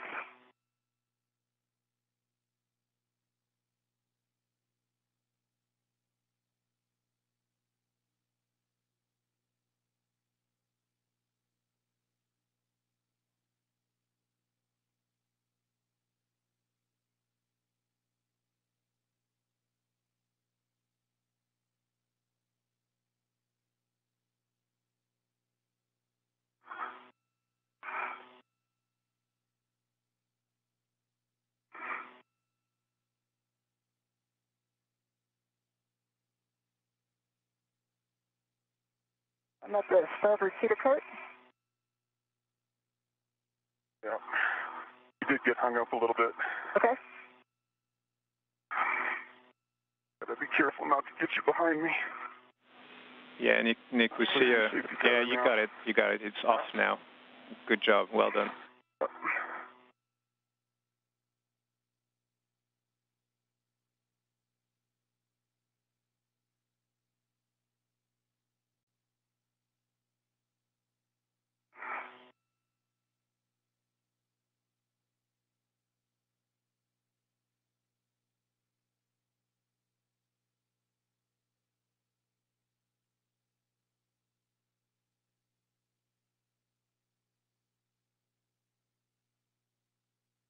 I see 3651.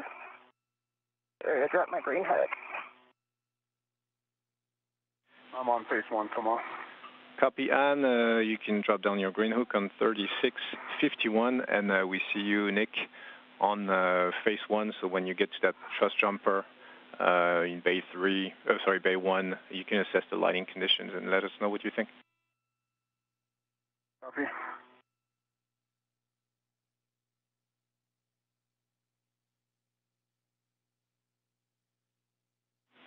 And Anne, once your green hook is in place on that zenith extension of that handrail 3651, you can translate to the 4th seater cart with 3, which is zenith inboard on that seater cart, and stow your crew log bag on this APFR.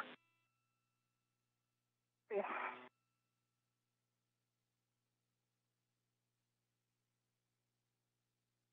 Tomorrow I think I can put enough helmet light on it. In day 1, get that panel that you're worried about. take those pictures. Okay, Nick, based on your assessment, we think you could get good pictures, so you're free to go ahead and try to snap a few pictures of those suspected ungrounded connectors. That's panel A165, and I have more words to guide you, but I think you know where it is. And Natalia, I've got eyes on. And Tampa, my green hook is down on 3651. And Nick, warning for the you. wheels are unlocked. We copy in. Your green hook is on 3651. Reels are unlocked. Nick, a warning for you. You have to stay 2 feet away from that floating connector inside the bay. If you ever get inside the bay, stay 2 feet away from that connector. Copy.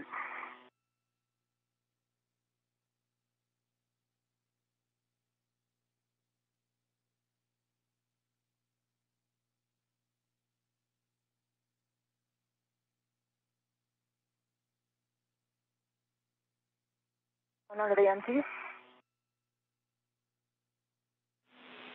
Copy in, under the MT. And on that port seated cart with 3 Zeniths inboard, you'll find your APFR. Okay.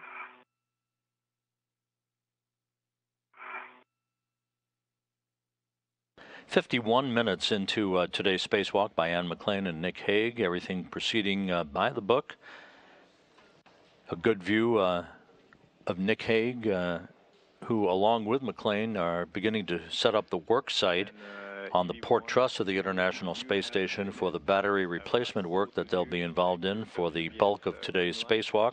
They've already installed a bag of alignment guides on the starboard or the S0 truss at the midpoint of the backbone of the International Space Station. And now they're pressing ahead with setting up portable foot restraints and other tools and equipment that will be used in the installation of 3 adapter plates upon which old nickel hydrogen batteries will be mounted and stowed on the International Space Station. And the relocation of 2 other old nickel hydrogen batteries from one or the other slot on the integrated electronics assembly of the port 4 truss. 2 other slots. This is a shell game, if you will, moving batteries and adapter plates around. So they may be in the final configuration at the end of today's spacewalk, setting the stage for similar work to be done on another power channel, the 2A power channel, a week from today.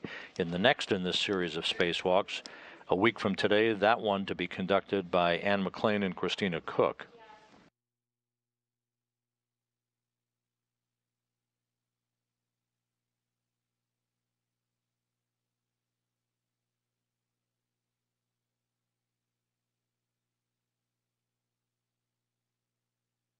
Come on, anything else you want me to take a look at before I got to move out? No, Nick, thanks a lot. We appreciate all the pictures and the reports. We have good info. You can now move along and get to your work site. If ever you ingressed the truss, please verify for us that your safer handles are down. Copy, and I did not go inside the truss. Okay, so you're free to stow your EVA camera and translate port on phase 1.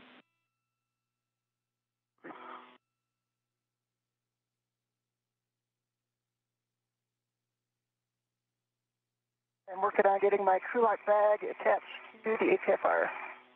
And then I loosened your safety tether was up on a square on a BDCU, so I got it free. You're good. Copy, thank you.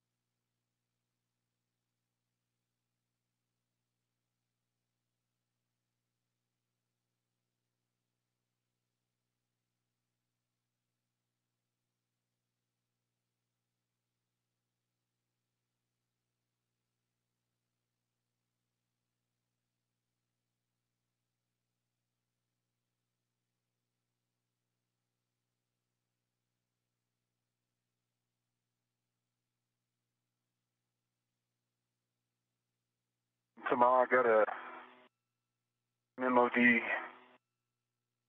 strike at mile marker 8580. We copy, Nick.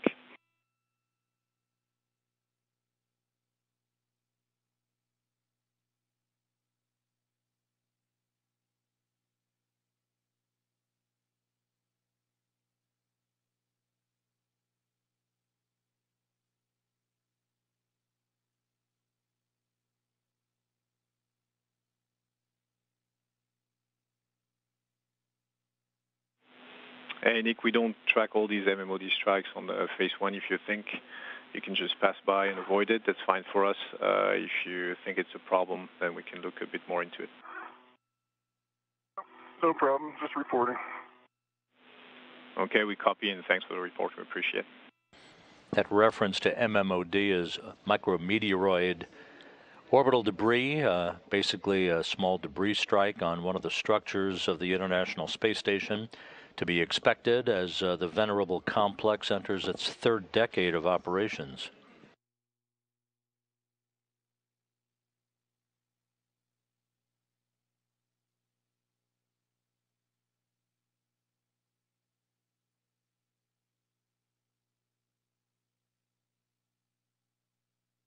And Tampa, I'm at handrail 3652.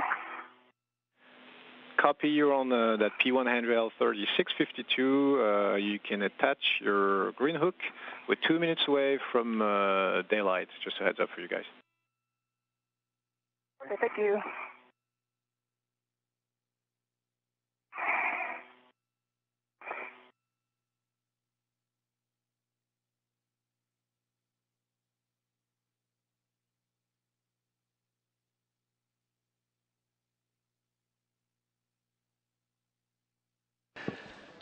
Back with views from Anne McLean, her helmet camera number 20 in the lower right-hand corner.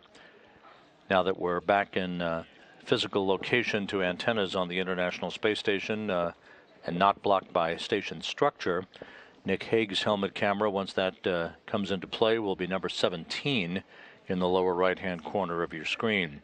We're also about to enter a short handover between satellites on the Tracking and Data Relay satellite system as the International Space Station flies over the Pacific, soon to enter an orbital sunrise, approaching the 1 hour mark into today's spacewalk that's expected to last 6.5 hours. Confirmation of your green hook, if you're still working on it, that's fine, but we might have missed a call from you. No, I'm working. Just put it down.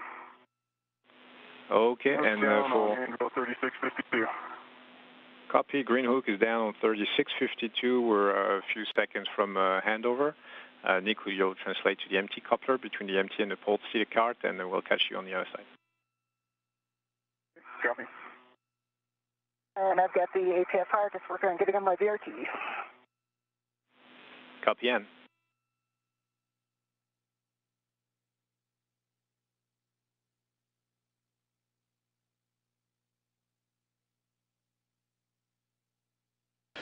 This is Mission Control Houston. A couple of additional questions while we have a moment at hashtag Ask NASA from viewers who are tuned in to today's spacewalk activities. The next question, how much do the batteries that they are replacing weigh? The old nickel hydrogen batteries on Earth, at least, of course, they're weightless in space, but in mass, they weigh 364 pounds.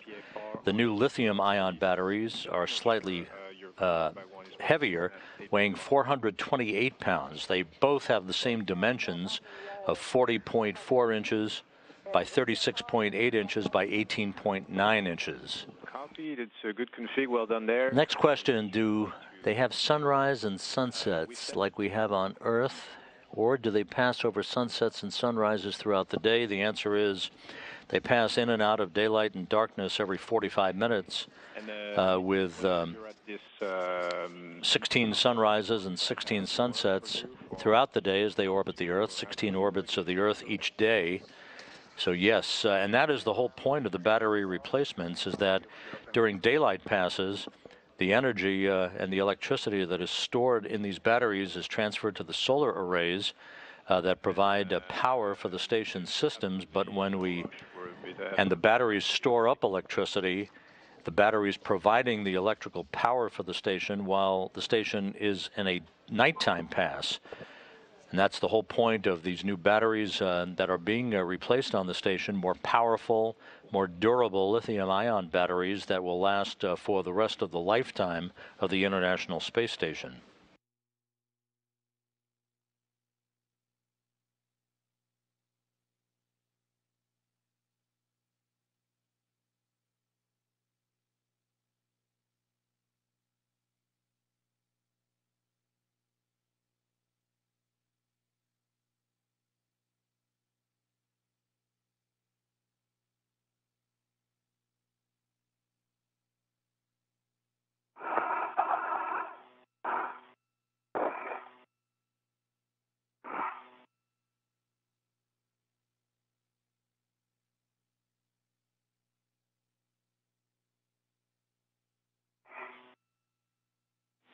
And Anne, whenever you're ready to cross the Sarge, make sure that you have your gauntlets in place for us, please.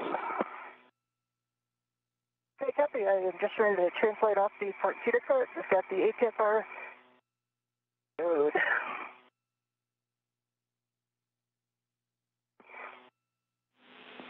Copy. And for your info, we still don't have WVS, but we're going to get it soon. So, but for now, we don't see your helmet cameras. Copy. 2 copies.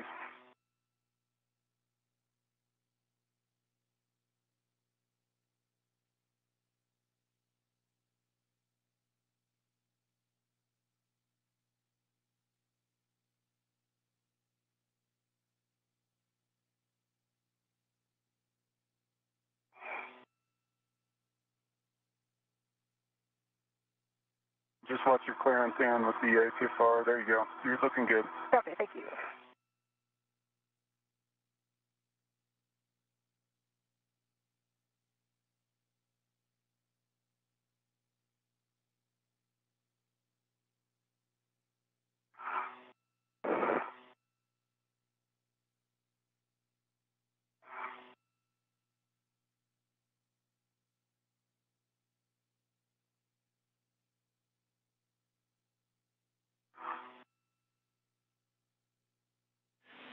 And Nick, would like you to power cycle your WVS for us, please.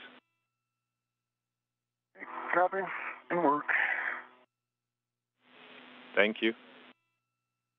WVS off. WVS on.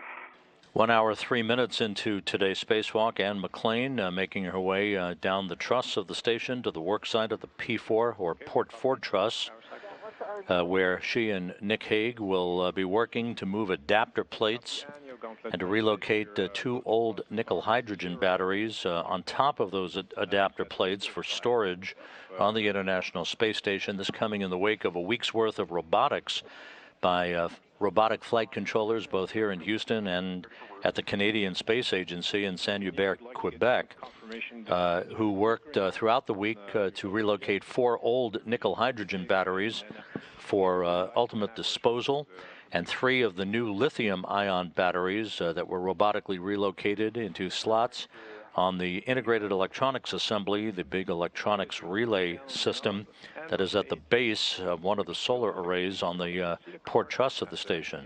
Translate to see the cart clear of the empty coupler, a few inches, and then rotate the knob to capture. Okay. And that is complete. Seat cart. Excellent. You can now translate the seat cart outboard and align the inboard edge of the seat cart with the edge of the EP. We have a mile marker for you, but we'll rely on your judgment. Copy that.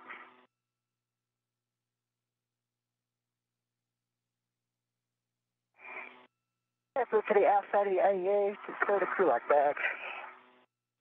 Copy, Ann. You're at the aft, sorry, the nadir side of the IEA. You can install this APFR in Wiften if you haven't done so already. I have settings for you.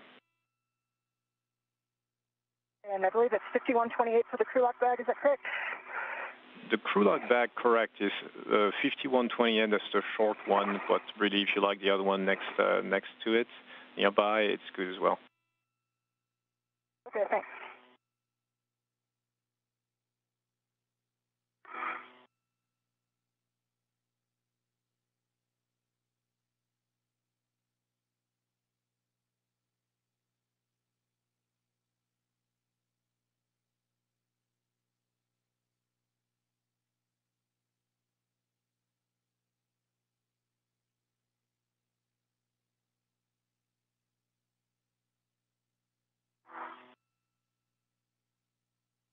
Hey, Thomas. I put it at mile marker 9990. Brakes on the CD cart are locked. We copy mile marker 9990, and the brakes are engaged on the CD cart. This is a good config. You can now go up the CD cart and configure this APFR with Ingress 8 in with 2 to create your bridge to the EP, and I have recommended settings for you if you want.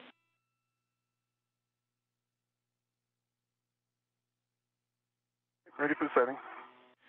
So the settings should be 6 for the clocking, Golf for the pitch, Foxtrot for the roll, and 6 for the yaw. Copy. Working.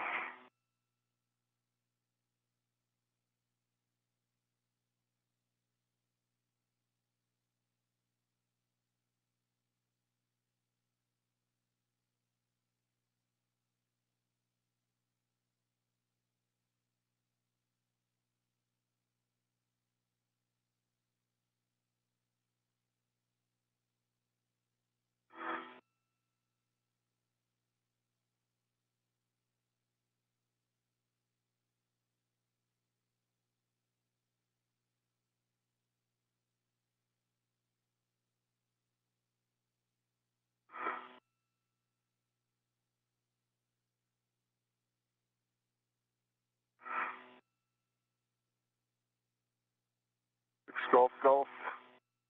It's set. It's extended.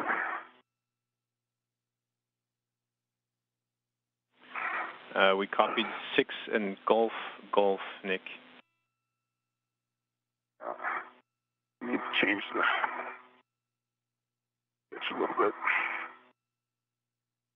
Thomas, the crew lock bag is tacked down to handrail 5128. Copy, Ann. And you can now install the APFR and have settings for you. Copy, work my way over there.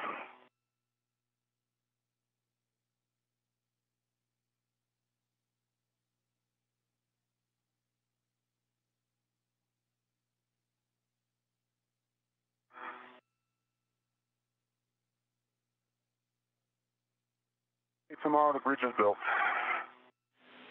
Copy, the bridge is built, and it looks good. That's a nice bridge you've built there, Nick. I have a warning to read you. On the EP, you shouldn't touch the wheels at all. They're a pinch point zone, so don't touch the wheels. Okay.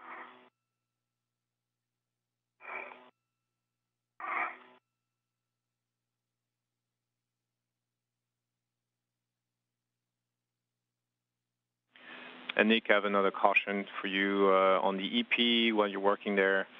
You have to wait until the EP motion dampens out before importing additional loads. You should minimize your translation rate and do not impart EVA loads into the batteries on the EP. Hard copy. And I copy all tomorrow, thanks.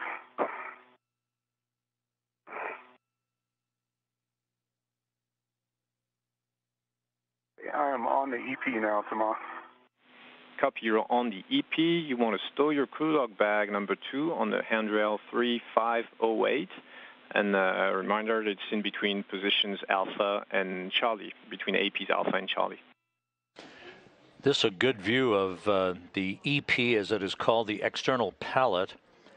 You can see the letters HTV7 just behind Nick Hague's legs there. This was the pallet carried up on the H2 transfer vehicle that launched last September 22nd from the Tanegashima Space Center in southern Japan, arriving at the International Space Station back on September 27th to deliver the latest in the series of lithium-ion batteries and adapter plates that are being used and installed to replace old nickel hydrogen batteries in the power upgrade to the 4A and 2A channels, 2 of the 8 power channels on the International Space Station. 9 of the old nickel hydrogen batteries of the 12 that are being replaced on this spacewalk and the one a week from today will be and are being installed in this external pallet, which ultimately will be disposed of on the next HTV vehicle that flies to the International Space Station.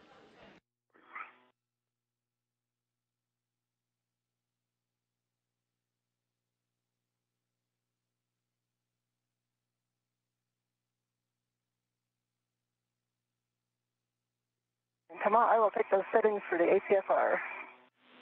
Copy, and those settings are going to be 1, Romeo, Romeo, Foxtrot, 12. So clocking of 1, Romeo, Romeo for pitch, Foxtrot for the roll, and 12 for the yaw in with 10. Copy.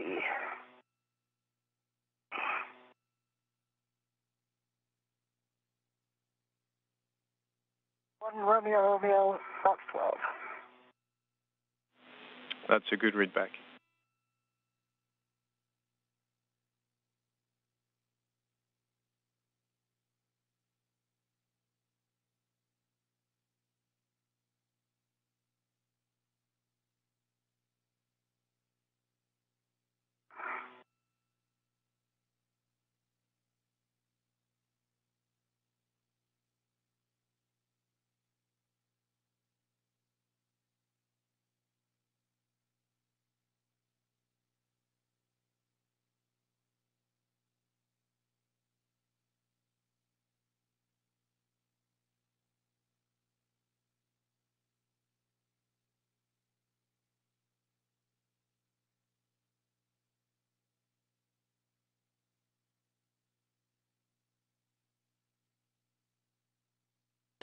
The view from Anne McLean's helmet camera as the International Space Station approaches the coast of Chile.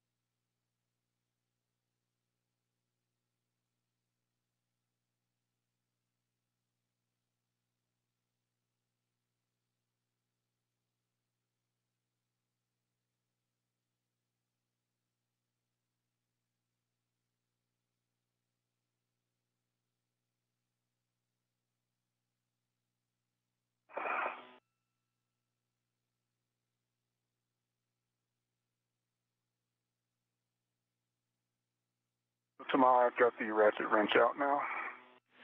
Copy, Nick. You have the ratchet wrench. Your next step is going to be to break torque on AP Alpha H1. So AP Alpha is on the starboard face of the EP. It's the zenith-most AP. Copy. Tomorrow, I have a good full twist test with a clocking of 1 in with 10 and 1 Romeo, Romeo, Fox 12 is set. Copy, and we copy good pull twist test and good settings. Do you have a locking color black on that APFR in wish 10 as well? Yes, locking color black on black. And McLean installing an articulating portable foot restraint, or APFR, at the work site at the P4 or Port 4 truss of the station. Nick Hague beginning work with a pistol grip tool, a high-tech screwdriver, if you will, that he is using to break torque on what you heard referred to as APA, that's adapter plate A, the first of 3 such adapter plates that will be moved from the HTV external pallet that carried those adapter plates and new lithium-ion batteries to the International Space Station back in September. The first of these adapter plates will be moved to an empty slot in the integrated electronics assembly on the Port 4 truss of the station for the 4A power channel. Upon that adapter plate will be mounted one of the old nickel hydrogen batteries that will be housed at that location on a permanent basis. It cannot be discarded. Only 9 of the 12 old nickel hydrogen batteries can be discarded on that external pallet on the next H2 transfer vehicle cargo ship that arrives at the station.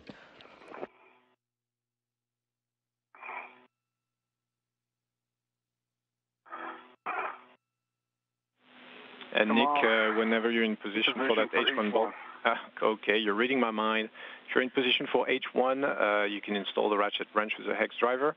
Confirm that you have 1 line flush, and once that is done, you can break torque. Flush. Copy, and you can break torque, and we expect max 1 turn.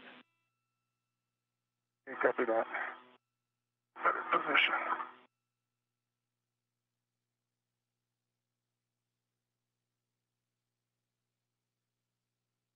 Yeah, I've got 1 line flush tomorrow.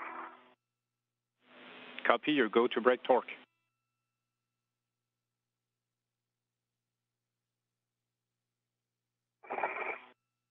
Torque is broken. H1 for adapter plate alpha. Copy, Nick, well done. Torque is broken, quarter turn on H1 for AP alpha. You can get into position for AP Bravo H1. Bravo is just nadir of that alpha adapter plate, and those 2 H1 bolts should be close by. Bravo H1 and alpha H1 should be close by. Okay, copy that. So I'm at the Bravo plate H1, 1 line flush. We copy Bravo H1, 1 line flush. Your go to break torque, and again, a max 1 turn. These adapter plates weigh 75 pounds apiece on Earth. Of course, a mass of 75 pounds in weightlessness.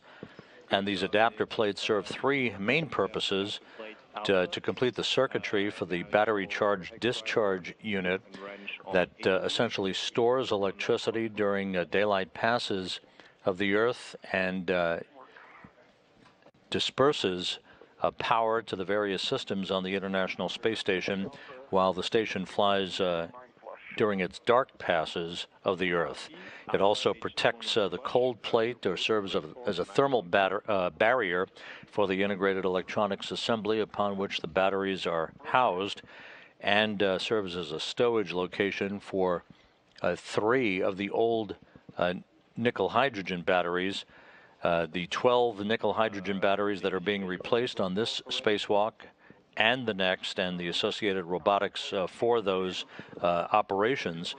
The external pallet only has 9 slots for disposal, so 3 of these nickel hydrogen batteries must be stowed on the International Space Station. 2 of the old batteries will be relocated on these adapter plates during this spacewalk, and a 3rd nickel hydrogen battery will be relocated onto an adapter plate on the next spacewalk to be conducted a week from today. Yeah, I have the scoops, so I'm going to move toward lot 4. Copy, you retrieved the scoops, and we have a good WVS for you, Nick. Not yet, but we see you in the station external camera, so we have good visual on both of you. Copy. Copy. I'm at Bravo adapter plate H2, 1 line flush. Copy, Bravo H2, 1 line flush. Good config. Go to break torque. is broken on Bravo adapter plate H2 half turn. Copy. Torque is broken on Bravo H2 one turn. You can now move to the forward-facing side of the EP to that AP Charlie, that H1 location, which should be nadir location on that AP Charlie. Confirm.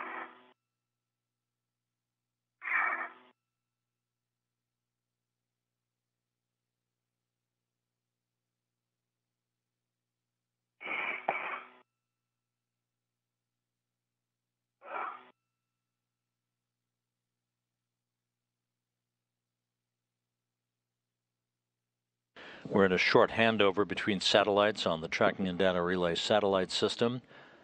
1 hour, 21 minutes into the spacewalk.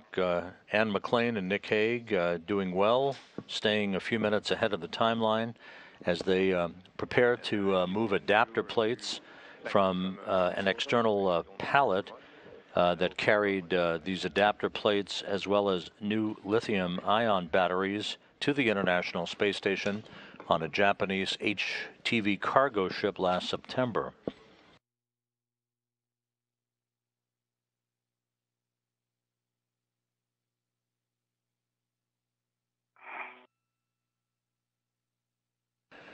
Here in Mission Control, from left to right, Thomas Pesquet of the European Space Agency.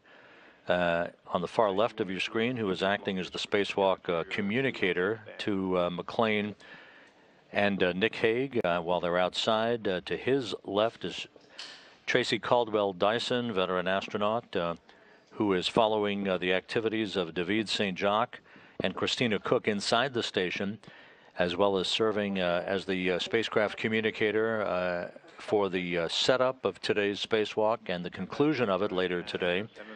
Mary Lawrence is the lead flight director, second from your right, overseeing all of the spacewalk activities, both today as she will a week from today.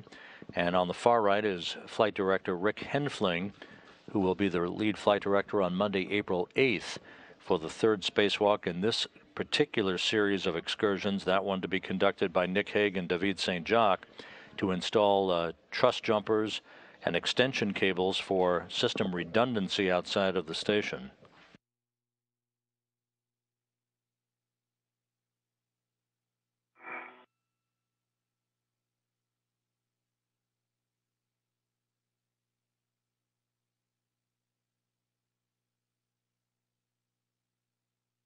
I'm in position, Charlie, adapter plate H1, one line flush.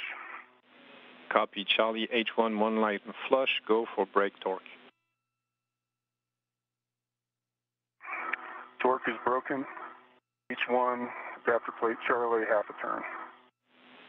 Copy, torque is broken on H1, Charlie, half a turn, you can move on to H2.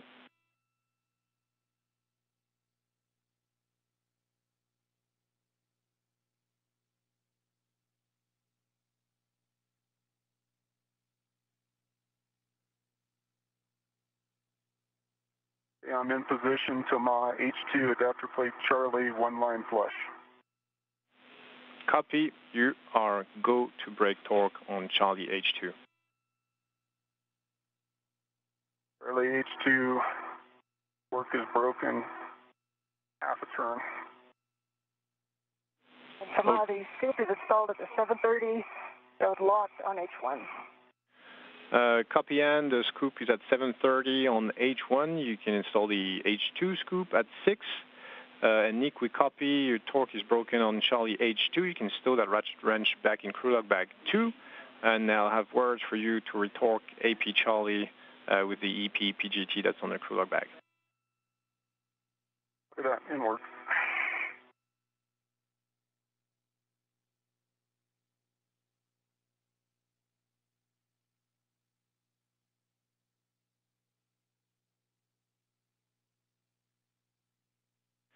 And Anne, remember from the team here, you cannot use that H1 scoop for stabilization right now.